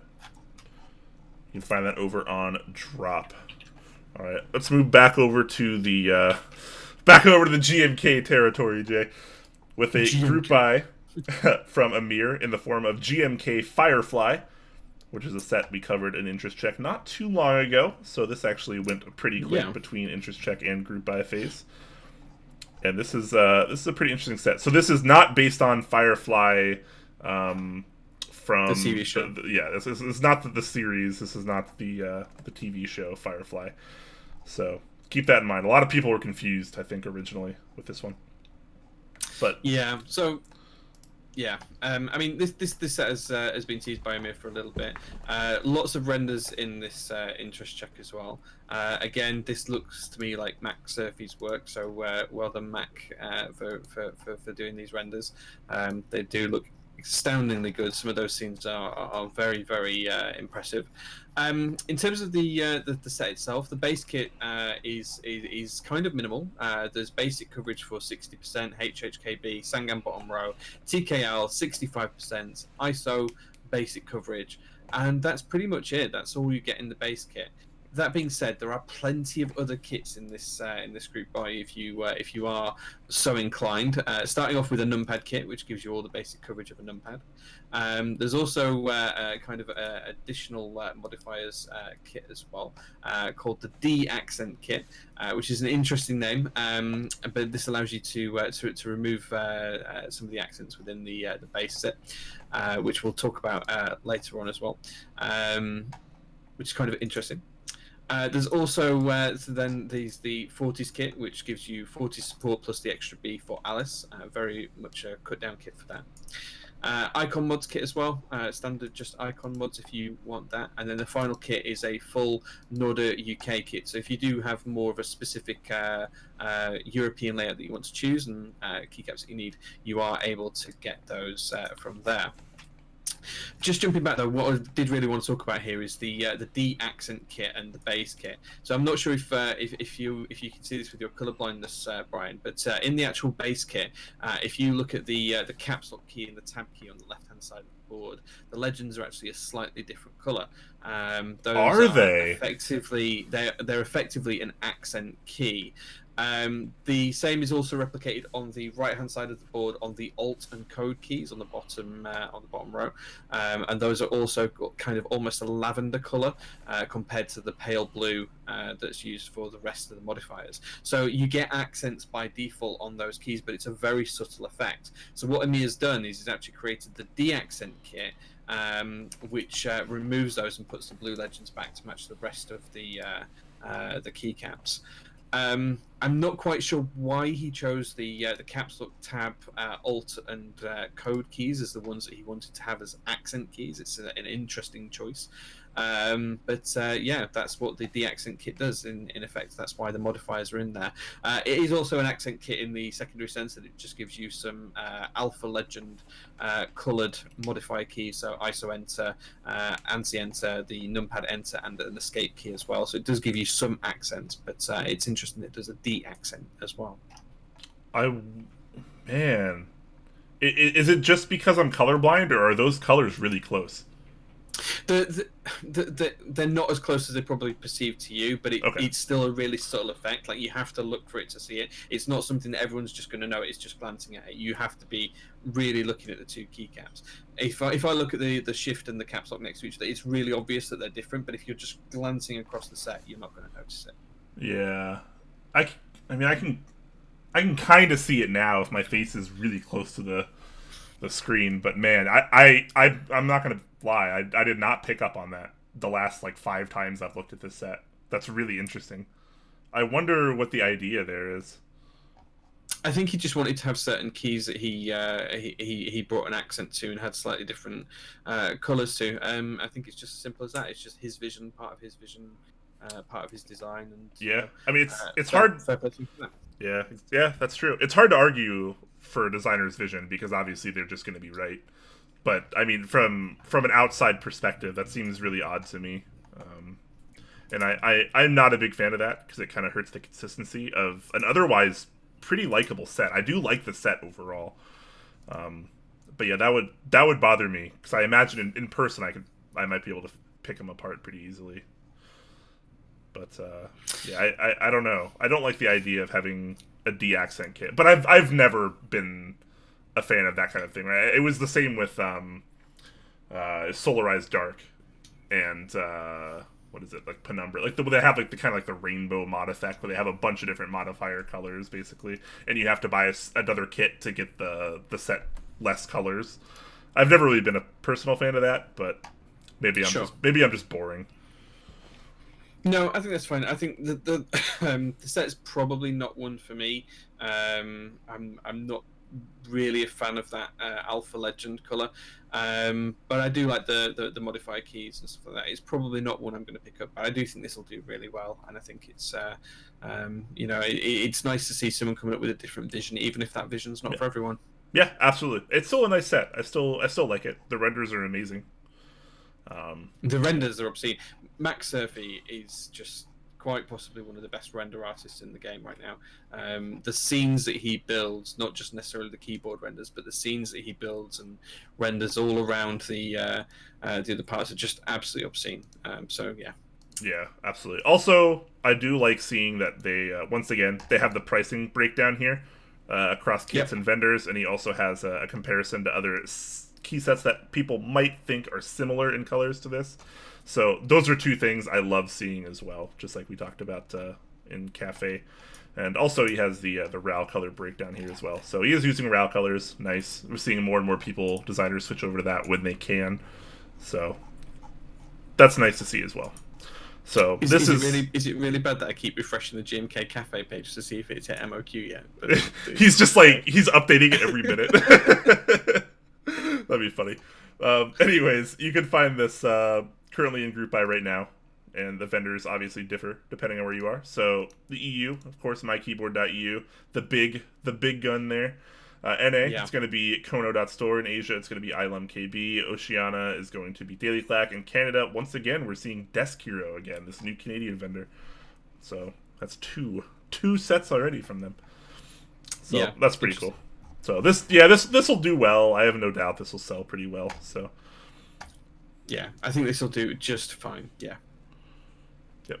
All right. Cool. Let's move on to our next topic, which is also a GMK set, and it is also currently in Group Buy. This is Camping Round 2, coming at you from King Nesty. And this was kind of a controversial set at launch. So when this first launched in Round 1, the set was pretty well received, honestly. It turned out to be a lot of people's favorite sets. It's a great green set, is GMK Camping. But Round 2 was met with a little bit of backlash because he decided to include the Hiragana Mono Legends, or not Mono Legends, sorry, the Sub Legends here, the Hiragana, and a lot of people didn't really care for that. And he called it Camping in Japan. I thought it was very aptly themed, but I think I'm in the minority here. But he has since added a Latin Alphas kit to this, so that way if you wanted something more akin to the traditional set of GMK Camping Round 1, you can kind of get that here again in GMK Camping Round 2. However, there are still some differences here, particularly in the novelties section as well, if I am seeing this right. So how do you feel about this one, Jay? Camping is one of my all-time favorite GMK sets. I'm not personally a fan of the Camping in Japan with the Sub-Legends. That's not really my kind of thing, but I did really like the original set. So I'm glad to see that the Latin Alphas are back as an option for people who do want to pick that set up. In terms of coverage, you get pretty much everything you could need. There's basic ISO coverage. There's 65% TKL. Pretty much everything in there. There's nothing untoward, nothing difficult to lay out on a board. One of the things that I do really like about the set as well is the red accent keys. That red is really nice. That deep, rich burgundy red is really nice. So I'm really glad to see that in there as well. I'm not particularly a fan of the novelties. I'm not sure I really get some of the novelties, and I don't feel like some of them have a place particularly. For example, the fish on the right hand side, I'm not quite sure how that works with the camping theme. I get it fits the Japanese theme, but not the camping one. But that being really said, what I do really like actually is the arrow keys, looking more like the points of a compass. I do really like those. Yeah, that's pretty nice. Is the red different here than it was in round 1? I think it's the same red as far as I'm aware. It doesn't look any different. I haven't seen any confirmation of the color, but it does look pretty much the same. Okay. Interesting. So if I'm wrong, someone please correct me. Yeah. It does look good. So this one does have a Rama cap, and I think this Rama cap is pretty successful. It's very clean. Yeah, it's a good cap. Yeah. The only thing is, and I don't tend to like underglow or backlighting or anything like that, but it'd be really nice if this cap did light up, so you could actually have the flames lit up with maybe an orange LED underneath it. That'd be quite nice. That would be kind of cool. You can't do it because it's a Brahma machine cap. Well, yeah, obviously, but like maybe you set it to like flicker a little bit. Yeah, wouldn't that be fun? That'd be fun. Yeah, it'd be fun. It'd be fun. And the other thing I want to say as well is it's already off to a great start. So MOQ for this set is being based at 500 for the price it's being sold at. As of the latest update, which was earlier on today, it was at 231 base kits sold. So it's pretty much halfway to its MOQ. So yeah, looking pretty good. The graphs at the bottom, if you want to look at the stats as well. Right at the bottom of the I was trying to find it. Just scroll right down to the bottom. Just keep going. Oh, of the page. Even. Okay. Yeah, just there's only like 4 or 5 posts, and it's right there. Okay. Cool.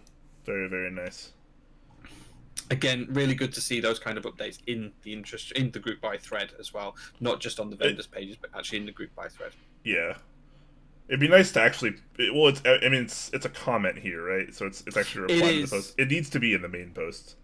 Yeah. I mean, if someone's gonna do it in like here, it might as well just be in the main post. IMO. Agree. But I just like being picky. Anyways, that's open right now, and of course you have lots of different vendors to choose from as usual. Novel Keys, MyKeyboard.eu, Z Frontier, and Daily Clack will cover everywhere, regardless of where you are. Yeah, absolutely. All right, let's move on to another key set group buy. Well, again, this is a double key set that we need to look at here. Yes. So this is the Key Company. Again, 2 key sets running in parallel, both $120, both huge base kits, and both made by Infinikey, which is a dice up and keycap company that the Key Company are employing. So the first of the set of 2 sets is Sanctuary Rebirth in PBT, which is an older key set design actually. I think we've seen this run once before from Jebra, if I remember correctly. I think I could be wrong, but I think it failed before. Oh, did it? Okay. I think someone in chat will obviously correct me if I'm wrong, but I think it tried to run before they just couldn't get it off the ground. I think. Right. Okay. I can't say I've ever seen a set in the wild. I'm not sure actually. I've never tried to look for one. But the interesting things here is that this is a red on black key set, apart from the Numro, which is actually the alternate colours, which is flipped around, so it's black on red. It's an overwhelmingly large base kit as well. There is a lot of options in there to get coverage and everything else that's needed as well. So this is very broadly similar to the size of the Katakana key sets I think we saw, and I think Brian, you've seen one, and I've got a set from Jason as well. So lots and lots of keys in there, lots of coverage. You can cover pretty much everything. It's a really big base kit, yeah. For $120, that is an obscene amount of keys. Now, these are going to be die sub keycaps, so that means they're going to be reverse die subs for the majority of the keys where they're black with red legends. So it'll be interesting to see how those turn out. Although the die subbing that I saw in the Katakana sets that I've got was absolutely obscenely good. Some of the best die subbing and reverse die subbing that I've seen and been able to show off on stream. So I was interested to see that as well. Yeah, so if I'm not mistaken, the Sanctuary Rebirth is themed after Diablo 2. Yep, okay, correct, yep, yes. There it is. So I've never actually played the game, but you can obviously tell from the pictures, and it's kind of hard to show on screen. I'm gonna have to enlarge this a bit, but you can probably see that the font here is actually is different. This is kind of like a Diablo-esque font, a very kind of. It's probably easy to see on the board renders actually. Oh, is it? You're probably right. I'm trying to open up a bunch of tabs here. Sorry, guys. So yeah, here you can kind of see the font, very, very different from what you might be used to. But, this could totally be something that's right up your alley, especially if you're a Diablo fan. Maybe some of you older folks out there. I know Diablo 2 hasn't been around for a while. So, yeah, definitely pretty cool. But if you're not a fan of the Diablo thing, obviously there's the alternative version here, which is just BRED, which is a portmanteau of black and red, obviously. So that's pretty cool to check out as well. Oh my gosh, I gotta minimize this. Yeah, so just to be clear on this one, whilst it's still a black and red set, it doesn't have the font that's based on Diablo 2. It doesn't have the red numero either, or the Roman legends on there as well. This is very much a standardized set. Again, it's a huge base kit coverage for pretty much everything. I can't see anything that it doesn't cover, including icon mods as well on this one, which looks pretty interesting. Yeah, I was trying to find things earlier that this didn't cover, and I was just drawing blank. Like maybe some like particular 40%, maybe, but maybe like even then they have a lot of compatibility here. Yeah, they do. Huge amounts of compatibility. The only challenge that makes it difficult to determine what the layout compatibility is with this is the fact that it's all laid out and squished up to the left-hand side, and the keys are laid out one by one rather than showing their relative positions on the underside, which is what we tend to see in most interest checks. And interestingly, we do see it done that way, where it's spread out a little bit more in terms of how you'd see it in the Sanctuary Rebirth. So I'm not quite sure why there's a difference between the two, but it's much clearer to see what's going on with the Sanctuary Rebirth layout kit than it is with the BRED one. Yeah. One thing that is kind of cool here is, though, you get 17 space bars in this kit. 17? I didn't count them. I knew there was a lot. Hold on, 17 is 1, 2, 3, 4, 5, 6, 7, 8, 9, 10, 11. There's at least 11 enters. 13 enters. Sorry, 13 enters. 13 enters. 13 enters, nice. 17 space bars. That's what I like to see for my sets. What? That is just an outrageous amount of compatibility. That's huge, yeah. Oh, sorry, 14 enters. Crap. 14 enters. There's a lot of enters, and there's a lot of space bars. Let's be real here, guys. That's some serious quantity when it comes to compatibility. There's at least 6 backspaces as well, which is quite interesting. I'm not even going to count the backspaces because I want to, but I'm not going to. Oh man, yeah, that is a supreme amount of compatibility. Let's just say that for $120, which is maybe towards the higher end of price when it comes to a lot of PBT sets on the market. But when you consider how many keycaps are actually in this base kit, it makes a lot more sense. Per key, it's still quite a bit cheaper than a GMK set per key, significantly by a pretty fair margin. Well, you imagine if you wanted to get the coverage that's in this set, and I know we've just talked about how we like Cafe, for example, but if you wanted to cover the same amount of coverage in Cafe, you'd have to buy the base kit, you'd have to buy the ISO numpad kit, you'd have to buy the 40s kit, you'd have to buy the spacebars kit, and you probably still wouldn't have the same number of keys. It'd probably be upwards of a $250 investment. More than likely, yeah. So not a bad value here. Yeah, definitely looking pretty good. As Boop Beep Bep says, Infinite Key PBT is so nice. It is really, really a nice PBT. It's probably some of the nicer PBT die sub cherry profile on the market today. What's actually kind of funny is I totally forgot about it until just now, but Jason sent me a set, and it's in my mailbox. Or it's actually at my front office, but I think it arrived either today or yesterday, and I just completely forgot to grab it. Oh, okay. Which set did he send you? It was one of the Katakana ones, the black and white one. Nice. Yeah, that's the one he sent me. Yeah, it is really good. Yeah, really I wanted to try to get a look at the quality, like both on the die sub and the reverse die sub in the same set, and I think that was like the only one to kind of really go about it. So yeah, looking forward to that. I'll probably go grab that after the show. Now that I remembered. Cool. All right. Okay. Cool. And speaking of. Hold on, just a quick comment on this. There is a desk mat available for this as well, if anyone is interested in these sets. So you get kind of a Diablo-esque themed desk mat there for $20. Not bad. Nice. All right. Nice. Bring us into our next one, Jay. Well, just before we do that, big shout out to Zui with the subscription for 4 months, currently on a 3-month streak. Thank you very much, my dude. Appreciate that very, very much. Thank you, dude. But the next one we're going to look at is something that I would hope that most people are going to support in the community, just because of what it's running for and what it stands for as well. So this is GMK Pretty in pink. And for those that you don't know, we talked about this on stream a couple of weeks ago. This is effectively a set, a GMK set that's an accent set. It's got a number of different keys in there, space bars, ISO enter, a few other different keys in there. But it has a bit of a special meaning. And the idea of this set is to do 2 things. One is to raise support and awareness for the dangers of breast cancer, and to show support to those who are currently fighting breast cancer, suffering from it, and for also people that have survived from it as well.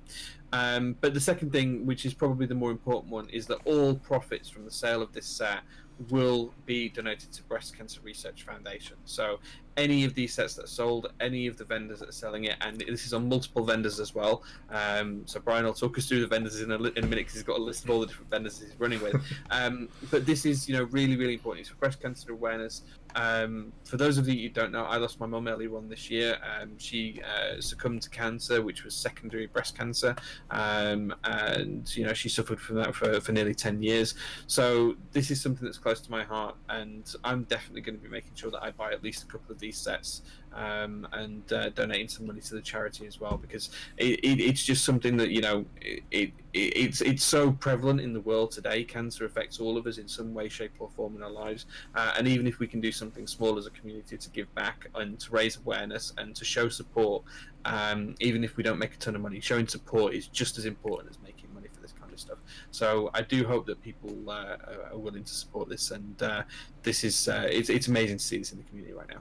Yeah, absolutely. I completely agree. I too lost my mother to cancer, and I lost both my grandmothers to cancer, as well as other family members. So definitely a big awesome set for me as well. I'll definitely be picking up at least one of these. And the vendor list is pretty interesting on this one. So you have 3 US vendors here. Yes, 3. Dixie Mech, Canon Keys, and Novel Keys. So you have 3 big US vendors there. Then, of course, you have MyKeyboard.eu, Ilum, KB, Z Frontier, and Daily Clack. So regardless of where you are, there's going to be a spot to pick this up for you, whether you want to buy one set or multiple sets. I know Jay and I were talking a little bit before the stream that some people are even claiming they're going to buy a set from every vendor or every US vendor. It's like, wow, that's awesome. And it's very cool to see. It really is. So very happy about this. Yeah, absolutely. So yeah, I'm excited to pick this up and support the cause, and I do hope that the community, and I hope you guys are going to help support as well. Even if you can't support financially, just supporting this kind of thing through word of mouth, talking about it, showing your support for the set, all of that helps as well. Yeah. So this is a pretty awesome mod extension kit, obviously, to support the breast cancer awareness, as Jay was mentioning. I'm just going to show off a few of the renders here because they are pretty awesome, particularly on this. It gets everything. Being pink, it goes with a surprising amount of things. Like, and the renders really kind of show that here. Like the U80 with minimal on it. Yeah, looks great. That's awesome. That's awesome. Like, it goes with white caps, black caps. Like, it's good stuff. Yeah, and someone actually showed me a render of this somewhere. I don't know where it came from, but it was actually on GMK Chocolatier, and it just looked great with that as well. It went really well with the chocolate, brown and pink. Interesting. Who'd have thought? Yeah, who'd have thought? Interesting. All right, cool. So yeah, definitely consider picking up a set of this, guys. It goes to a good cause. All profits go to the Breast Cancer Research Foundation, which is awesome, and it obviously drives awareness as well. Only $45. Pretty darn reasonable. Driving awareness, showing support, that's just as important as putting the money in the charity's pockets, because it just helps people be more aware as well. So really, really do hope you support this, guys. And thanks very much for everyone who does support it. Yep, definitely. All right, let's move on to our final topic of the day. We're finally coming to a close here on our news doc. It's been a long road, but we're getting there, Jay. We're almost there. It's nearly 4:30. The birds will be singing. I don't know if Sushi's watching, but he usually comments when he can hear the birds singing outside my window. They'll be starting to sing in 20 minutes or half an hour. So yeah. Yeah, so we just wanted to kind of bring a quick attention to this post here. Obviously, he didn't actually make like a precise post in public, but he did send emails to a lot of people if you were on his news list, for example. But the Van Keyboards is shutting down, which is pretty interesting. So Evangs, who is the owner of the Van Keyboards, has decided to close up shop, which is kind of interesting. So he's been around for years. Many years, and the minivan, at least at one point, was a very popular 40% board. And whether it's for one reason or another, he doesn't feel the need to continue. He has this little FAQ here that went along with the email. So why are you closing up shop? And he says, "This is a decision I've been thinking about for the last year and a half. The Van Keyboards no longer aligns with my goals. The Van Keyboards takes a lot of resources to run, time, money, etc., and I no longer wish to put in what is required." So he's just not feeling it anymore. And you know what? That's respectable. Sometimes you just don't want to do stuff anymore, and you shouldn't have to. Yeah, and that's completely fine. If he feels that it's not for him anymore, that's all. In his remit, it's in his gift to decide whether he's going to continue or not. What I'm surprised that there hasn't been a public announcement, that it's just been done through a few emails and a small friend list. Well, he might put one up eventually. This is still fairly recent. This is only a couple days old. It is, yeah. It'll be interesting to see how that goes. It took me by surprise. It wasn't something I was expecting. And it'll be interesting to see how that changes out, what he does with his stock. And I know, sorry, excuse me. I know he says he's still going to try and sell the stock out and do that, but it'll be interesting to see what happens with his designs and everything else going forward. So yeah. So we never want people to have to do anything they don't want to do, and obviously when he started it, he wanted to do it, and now he's just not feeling it anymore, which is totally fine, totally acceptable, and we should respect that. But whether you liked the Van Keyboards or whether you disliked them, I think they made a pretty big impact on our community, especially in the 40% realm. The minivan was a very popular piece. A lot of people loved it, and it definitely influenced a lot of designers and vendors alike. So definitely something worth noting. Also, shout out to Pilot XJ for gifting a tier 1 sub to Boop Beep Bep, which is a great username, by the way. It's his 39th gifted sub, so thank you so much for that, man. Nice. All right. Yeah, that's awesome work. Heck yeah. Speaking of awesome work, let's talk about our sponsors now that our news doc is over. All right, so to start us off, we have Zeal Generation, which you can find over at zealpc.net/topclack if you want to be awesome and use our affiliate link as well. And he has a few things going on right now if this page will load. He still has the Aqua Silent switches up for pre-order right now, which are a silent tactile switch. I actually have some right next to me. Haven't put them in a board yet, but so far, in my hand at least, they're pretty awesome. They're basically an updated version of the Xylent V2 with a slightly different bottom to hopefully give it some more smoothness and such. So those are still up for pre-order right now. It did get extended due to popularity, but fulfillment is still scheduled for mid-October on that one. So definitely coming up pretty darn fast. And of course, he still has his normal array of things, whether you want some silent linears, some normal linears, some tactiles, some silent tactiles. He's got you covered with everything. So I've really been using and enjoying a lot of these switches lately, as usual. Have some of the V2 Zelios lubed in my Kepler right now. I've been using that lately, and it's been pretty darn fine, if I do say so myself. So once again, zealpc.net/topclack if you want to use that affiliate link. Helps us out way more than you might think. It does, yeah, absolutely. And speaking of people that help us out as well, we've also got the wonderful Novel Keys. So Mike and his team are very, very close friends of ours. Mike's got the Pretty in Pink kit that we just talked about a few minutes ago. Please do go show support for that, as well as GMK Camping Round 2 and the JTK triple shot set that we looked at last week as well in Group Buy. And GMK Crimson Cadet is in its final days as well. So lots and lots to choose from if you're interested in a key set from Novel Key. So plenty of to look for there as well. I think Crimson Cadet's only got 10 days left on it now. So if you're interested, do jump on that, because there's desk mats that match as well, which will probably sell out soon. If switches are more your thing, then the Yok purple trash pandas, purple trash pandas are in stock. Brian and I finally got some of these into test, so I'll have these on stream in a couple of weeks after I get back from my vacation. Brian might have them up sooner, but yeah, we definitely want to check these out. And if those are in your kind of wheelhouse, if you're looking for some nice switches, you might want to check those out too. Yep, absolutely. And obviously, while you're here, use the promo code Clacker if you're buying some in-stock items, and that'll get you 5% off your entire order, which is always a nice little bonus. Next up, we have Kono.store, where you can find lots of Input Club and related items. And, of course, they have lots of cool things going on right now. They're going to be the U.S. vendor for GMK Firefly, of course, which... is live. I don't know why it says interest check. I think it's actually a group buy. Yep, it's group buy. So, darn it, Andrew, you got to update your site more frequently. So, of course, GMK Firefly in group buy right now for $120. We checked that out earlier on the show. Looks pretty good. Definitely some awesome renders to check out at the very least. White Foxes and Night Foxes both back in stock right now, as well as the MDA Big Bang Round 2 Ortho group buy, which I thought was pretty cool. So if you want to outfit some ortho boards, that could be a pretty good option at a fairly low price.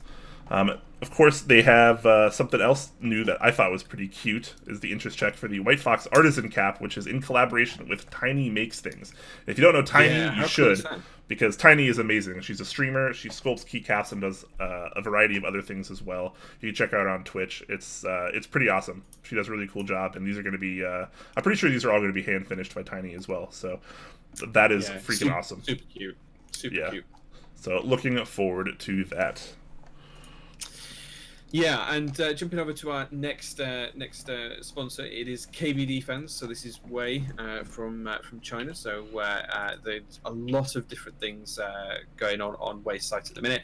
If you are interested in the SA Leviathan, there are keycap extras in stock of this. This was done by One Creative Mind. It ran a couple of months ago. It's definitely something that you can look to pick up if you're interested in that. If you're not particularly interested in the ABS keycaps, they do have some true double shot PBT keycap sets in stock as well. So these have been quite rare historically in the market. Most PBT sets that have been marketed as double shot aren't necessarily double shot PBT. They're usually a shot of a different plastic in a PBT housing. But these are true double shot PBT keycaps. So if you're interested in those, please do check them out. They're in the OSA keycap profile as well, so well worth looking at. In terms of group buys that's going on at the moment, you've got the 60 and 65% carrying cases, although I do think that these end soon. So please do feel free to check those out. They are rather good if you're going to a meetup or if you're going to see some friends or you want to take a keyboard to work and travel with it. These are a great opportunity for you to just buy and have as a little briefcase type thing, or you can slip it in a larger bag. Dead easy to travel with. And as well as that, if there are anything that you're wanting to enter the hobby with, if you're looking to get into the hobby, get a friend into the hobby, there's a ton of entry-level kits out there on KBDfans. They've got catering for pretty much everyone. They'll build a board for you, or you can build it yourself. You can customize it with the switches and everything else. Really, really great place to start out if you're new to the hobby as well. So feel free to check out some of those things if they interest you guys. Yep, absolutely. And last, but certainly not least, we have our brand new sponsor, the Key Company. There's a few things going on right now, like we mentioned just a few moments ago. Sanctuary Rebirth and the BRED key set coming up right now, obviously in group buy, both by Infinikey, which is their new PBT manufacturer. Just like we saw before, the price to keycap is pretty outrageous on these, so you get a ridiculous amount of compatibility for only $120. There's a desk mat to go along with it if that's more your thing. And hey, if it's not, there are still lots of other things going on there. You want some C3 Tangerine switches, which were some of the more popular Gateron recolored switches on the market. Definitely has those going on as well. And more recently, he also has the TKC Round 3 going on right now, the TKC 1800 that is. So if you're looking for something in the 1800 region and you're not trying to spend a ridiculous amount of money on something super high-end and custom, this could be a really good solution for you. So lots of different ranges and colors there to choose from. They have the automotive finishes, which are really, really awesome. I got to check one of these out in person not too long ago. They actually look really freaking cool.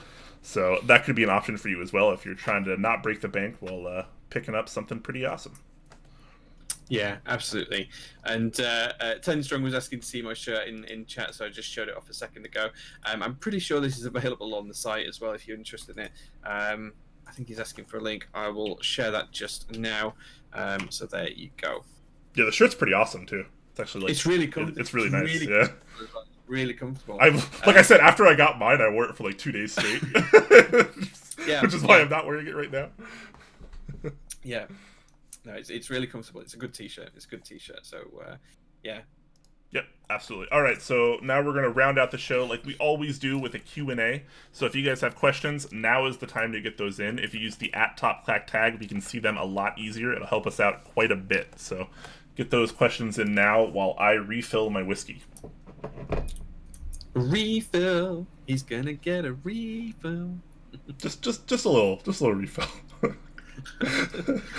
Big thanks to Geo with the tier 3 subscription. Subscribe for 25 months, past that 2-year mark, 25 whole months. There. Nice, Geo. Yeah. Geo's that's huge. Geo's a true TopClack veteran.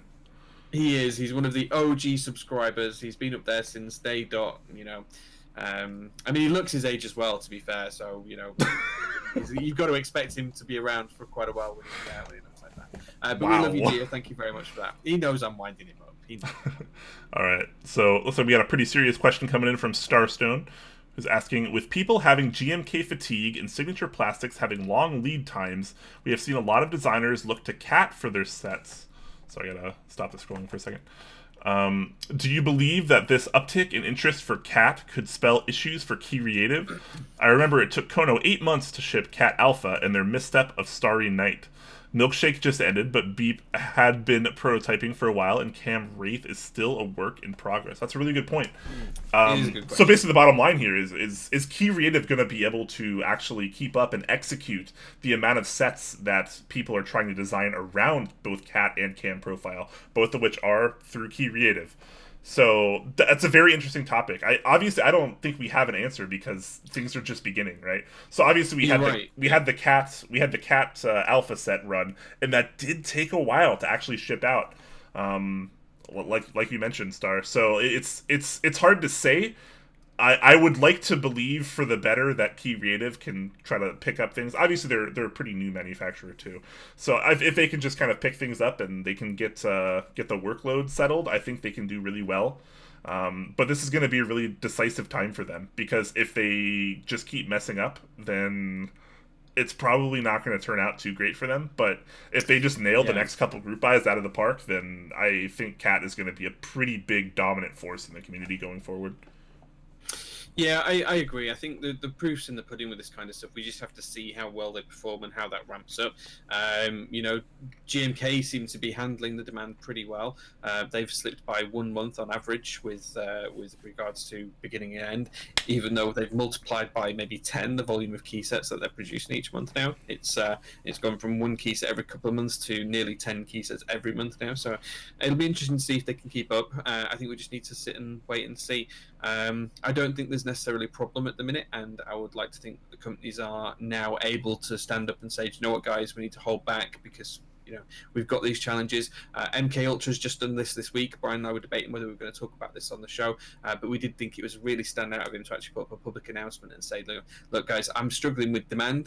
It's great that I've got all this demand. It's a fantastic problem to have, but I'm going to have to slow down so I can catch up. And he's resetting himself, and maybe we'll see something like that from some of these bigger companies. I think JTK is another example of a manufacturer that's had these problems in the past as well, where they've struggled to keep up with demand and they've struggled to get things shipped out. Look at the Red Riot set that took forever to ship out because of problems they had with the keycaps and how they were stored and how they were aligned in terms of packaging and stuff. So just going to have to wait and see. But I'd like to think that companies can be open with the community now, because we've seen a lot of that from other companies. So, yeah, I'd like to see it going forwards as well.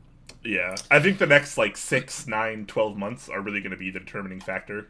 What they can accomplish in the next 6 to 12 months, I think, is going to be pretty massive. If they're able to nail it out of the park, then I think we're in for a really good experience.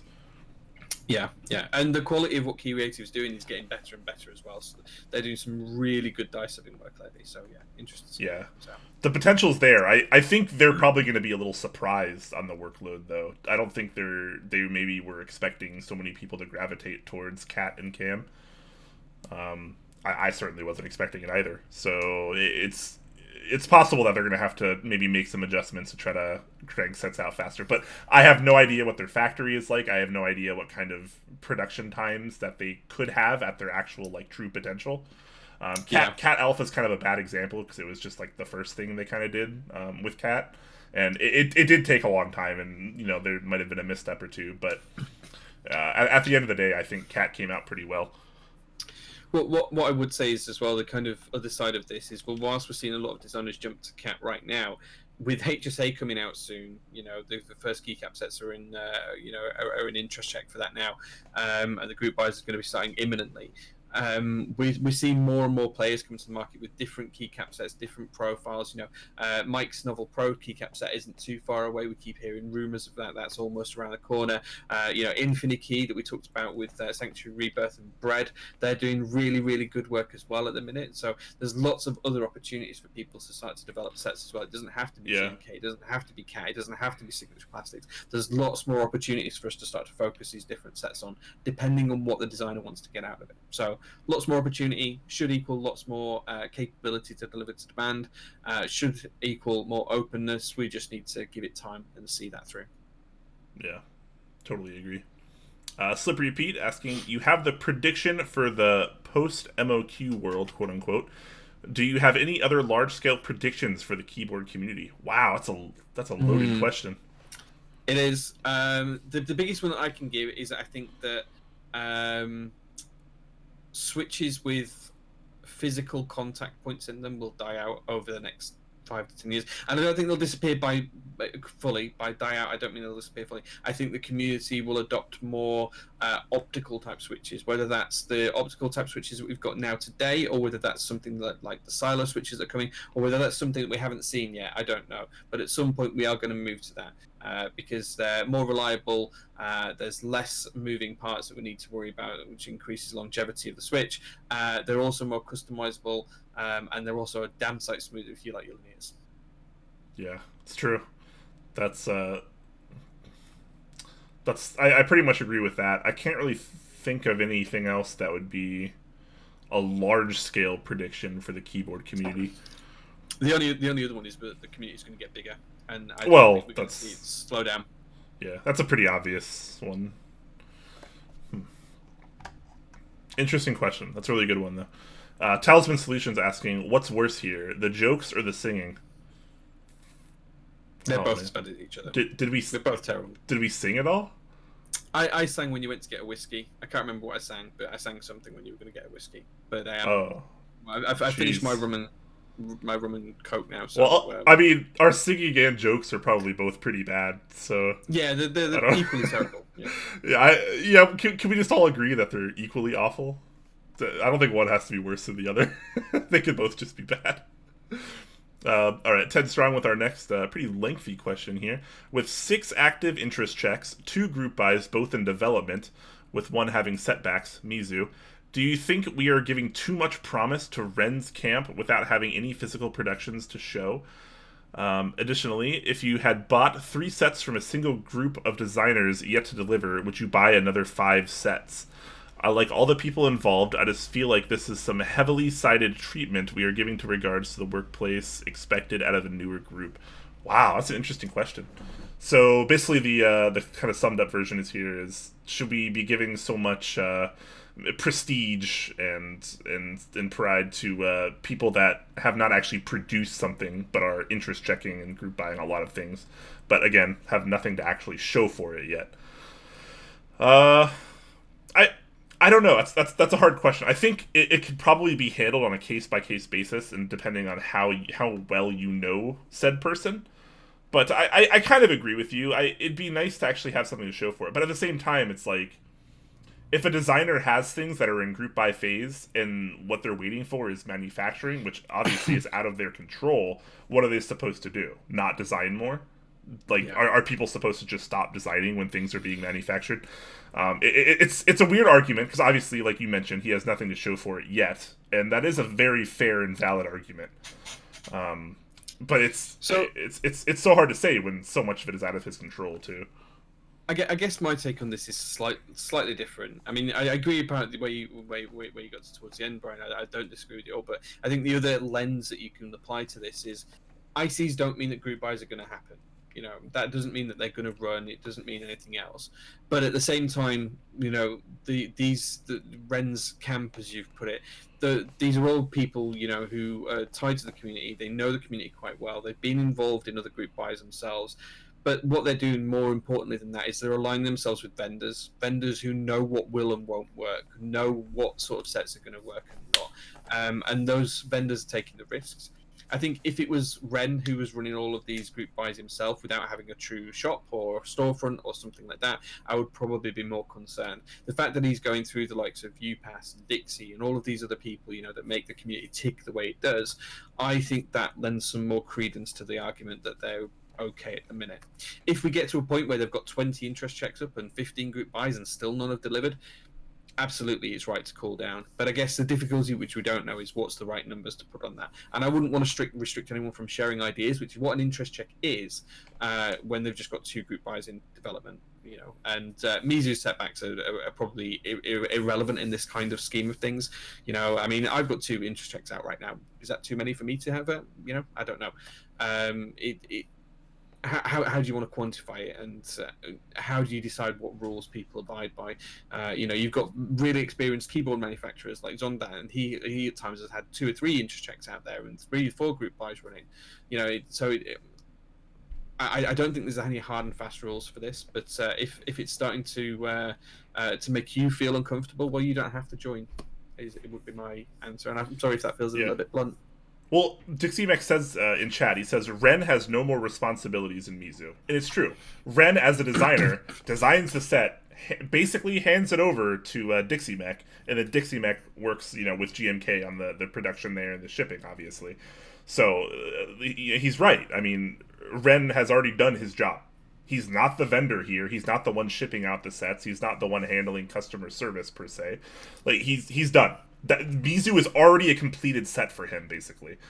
So, you know, it's in his mind, and probably rightly so, it's okay to move on to the next project. And once you've finalized everything for the next project, you move on to the next one. It's, you know, he shouldn't have to design slower or do what he loves slower because manufacturing can't keep up with him, for example.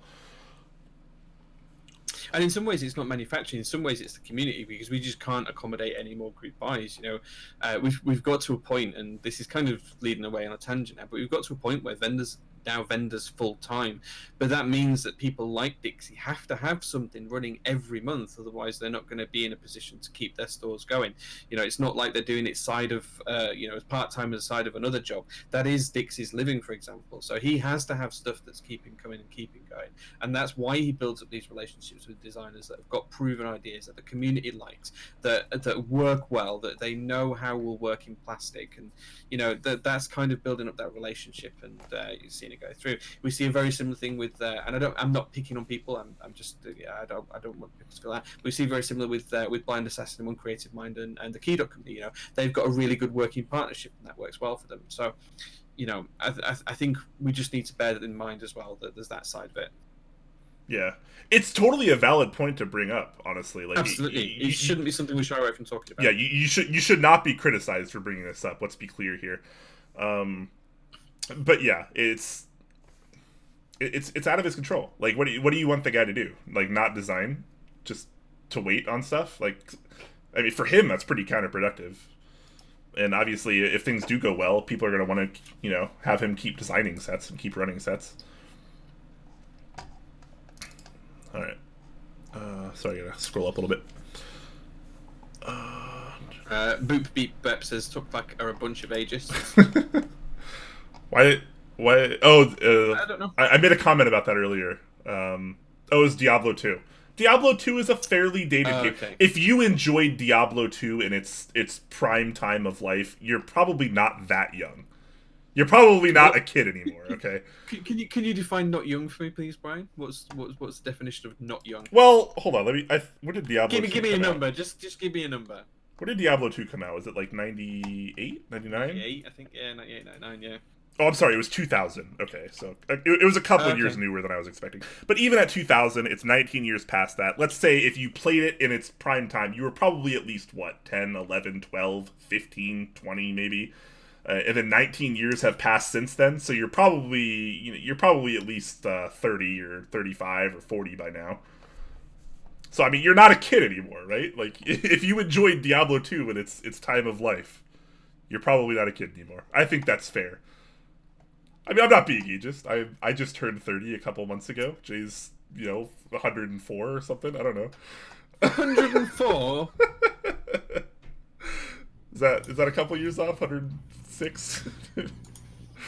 Oh, A couple of years off in the anyways. wrong direction. Joking aside, obviously.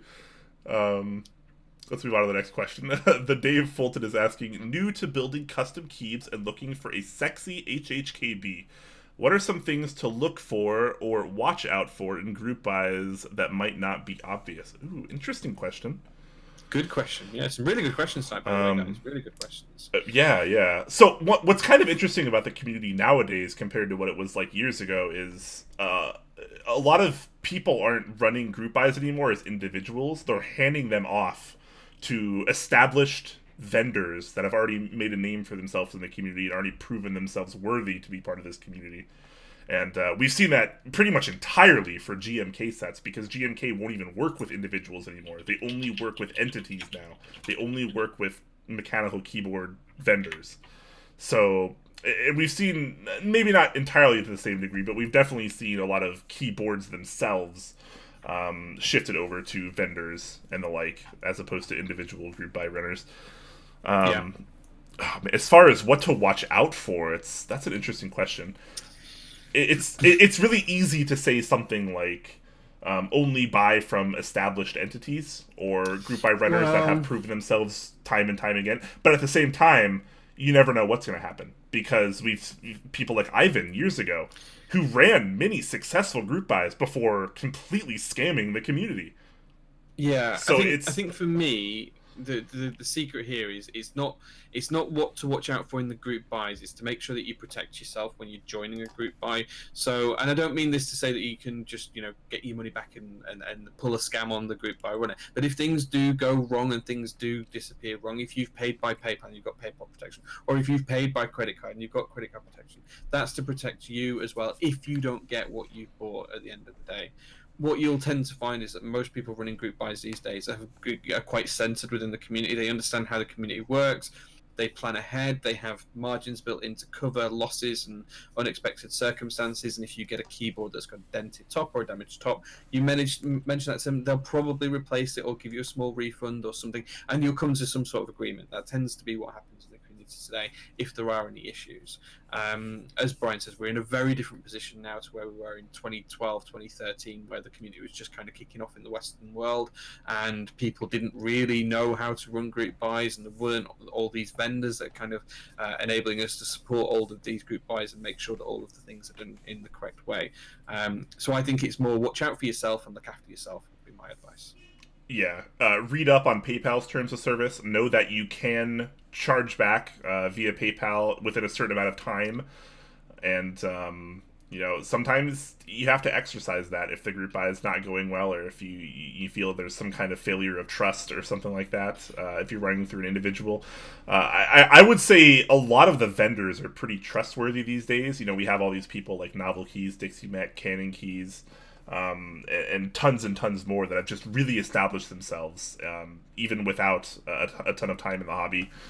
And it's pretty easy to trust a lot of specific people in the hobby these days just because they have spent so much time proving themselves. But at the end of the day, there's no guarantee. A group buy is never a guaranteed thing. You never know what the vendor is going to do. You never know what's going to go on with manufacturing and finishing.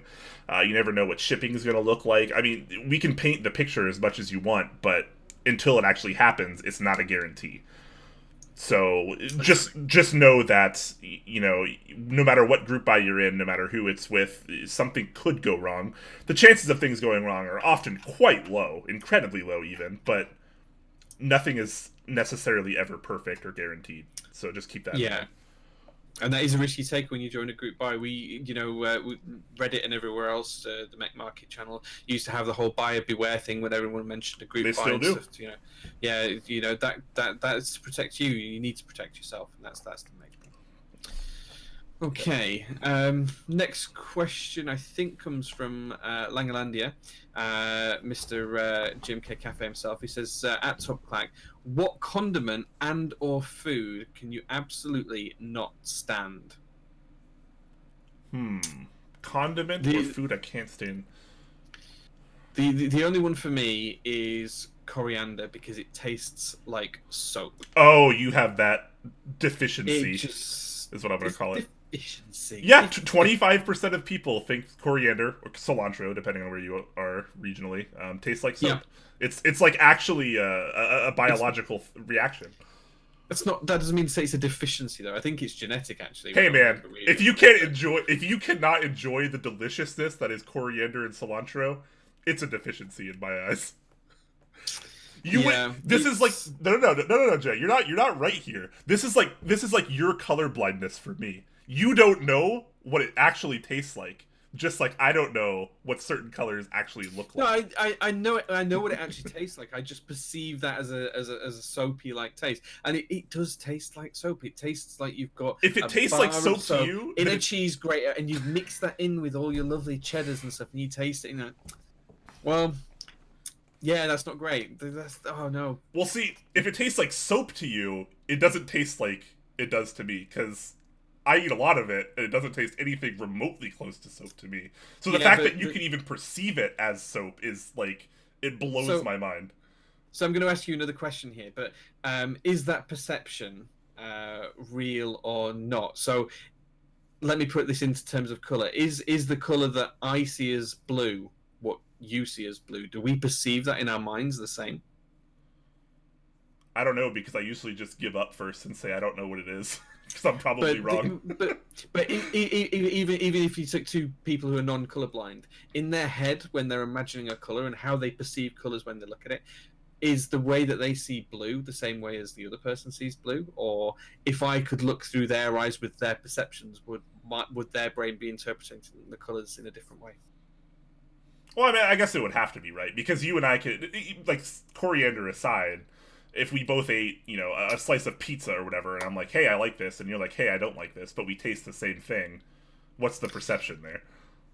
Well, it's the way the human body transmits the signal from your taste buds or from your eyes when talking about colours to your brain, and how your brain actually interprets those. One of the things that science actually think is that we don't all see colours the same way. So the way I see orange isn't the way that the rest of the population see orange. If I could look through someone else's eyes, what is my orange might be their green, for example. And we can't prove this anyway because it's not possible to prove it yet. But we do think that this is how brains do it, because it's all your brain's doing is converting electrical impulses into something that you can understand, whether it's taste, touch, sound, or color. So it's a really, really interesting topic. But I've completely derailed us onto something that's. No, it's a good conversation. I mean, at the bottom line though, I can't think of it tasting like soap, because to me it just tastes like coriander.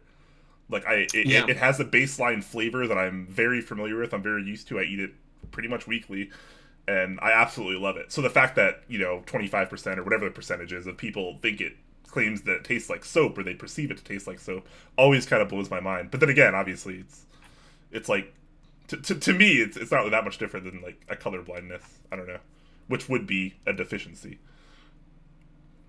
You're deficient, Jay. That's what I'm getting at here. I'm deficient in sleep right now, you're broken, and I love you anyways. As far as the actual question is concerned, though, I don't think I have one. I am like actually one of those people that'll just eat everything. I'm not allergic to anything. I don't think anything tastes like soap, except for soap. Probably. Why? Secondary question. Have you ever eaten soap, Brian?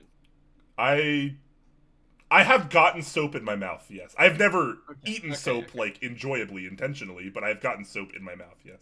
Because I don't ever remember tasting soap or anything like that. But I know what soap tastes like. I've never put soap in my mouth, particularly, but I know what Well, soap tastes you like. think you know what it tastes like based on its smell, because things often taste the same way they smell. Perhaps. That's probably how I don't your know. brain registers it. We're talking way too long about this thing. People are we're dropping viewers like crazy. Further and further. I'm being a dick, basically. I'm trying to get us further and further away from the That's fine. That's fine. It's fine. There's no food that I've ever had that I cannot stand, or condiment. So I eat everything. I'm just that guy. I'm the garbage disposal. Thankfully, I think that's the last question. Everyone, I'm scrolling through chat. Everyone probably just making fun of us. There's a few comments on cilantro, and of course there is. Of course there is. But the next question actually comes from Slippery Pete, and it's for you. And he said, "Thoughts on the honey board after using it for a bit?" Okay, good question. If you checked out my build stream, you might have gotten some of my thoughts on it as well. I'm actually going to write up a little bit of an article to put on the website soon, but the long story short is that the board has an incredibly different sound than I was expecting for a board of its specs, because, I mean, overall, like, the way it looks, the universal plate, the sandwich mounting, this is all familiar stuff. This is stuff where a lot of us are used to. I expect it to sound a certain way. But the cutouts in the bottom, the honeycomb design, actually made a bigger impact than I was even expecting. You could check out, I think, the typing test. I think 10 Strong, shout out to him. I think when I was doing the stream, he actually clipped each typing test. I did 2 different switches and 2 different keycaps within the board, and each time it yielded a different result, obviously.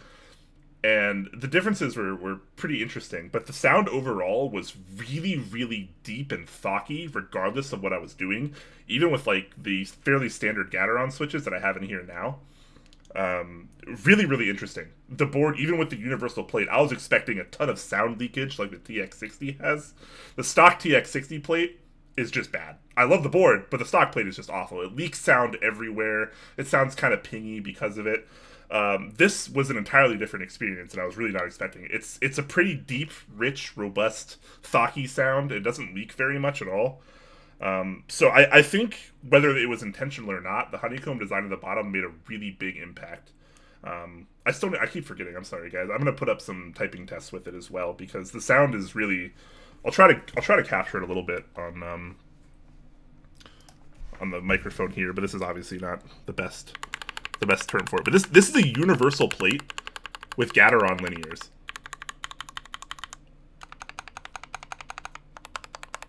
Like, that's surprisingly deep for the specs of the keyboard. Yeah. So, if you haven't checked out the build stream, you definitely can. I'll put up some more official typing tests soon, and I'm going to have a little bit of a write-up on it as well, because I want to talk about the overarching theme of the design as well.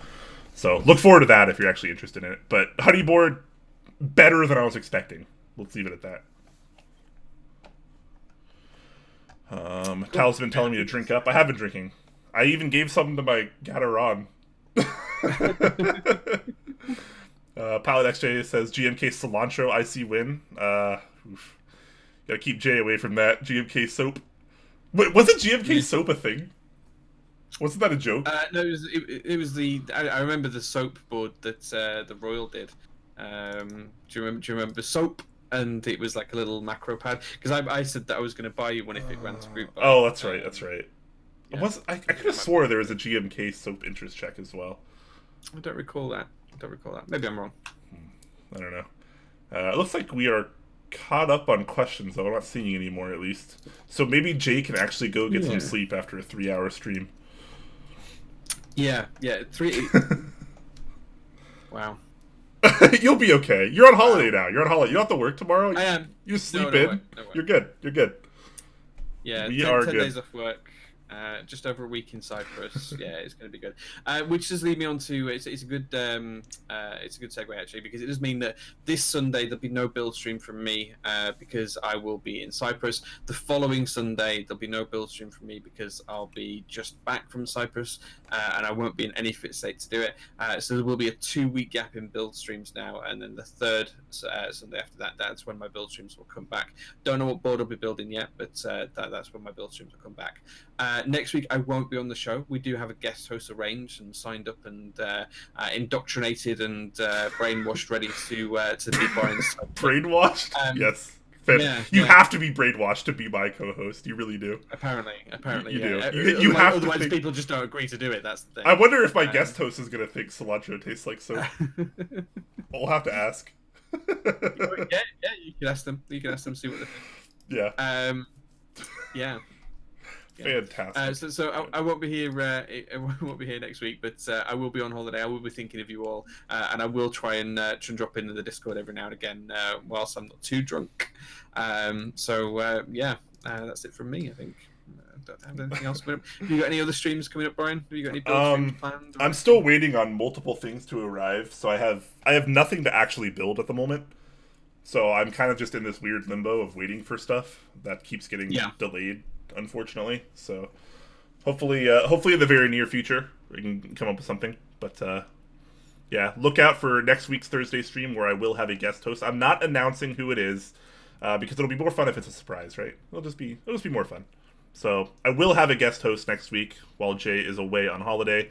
So that'll be fun. Definitely tune into that. Otherwise, check below the stream. You can find our official Discord link down there as well as our official YouTube channel down there as well. You can subscribe to that. Check out lots of different things. Also, feel free to visit topclack.com. We don't really pimp it enough, but I'm going to be doing a lot more written articles soon. I want to kind of start not only kind of like a mini review kind of segment on there, but also kind of like a blog of some sort. Just because, I'm kind of a hipster in that way.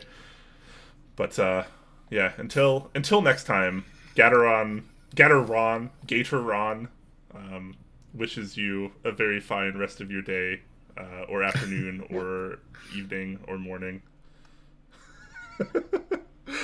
Alright, have a good one, guys. Have a good one.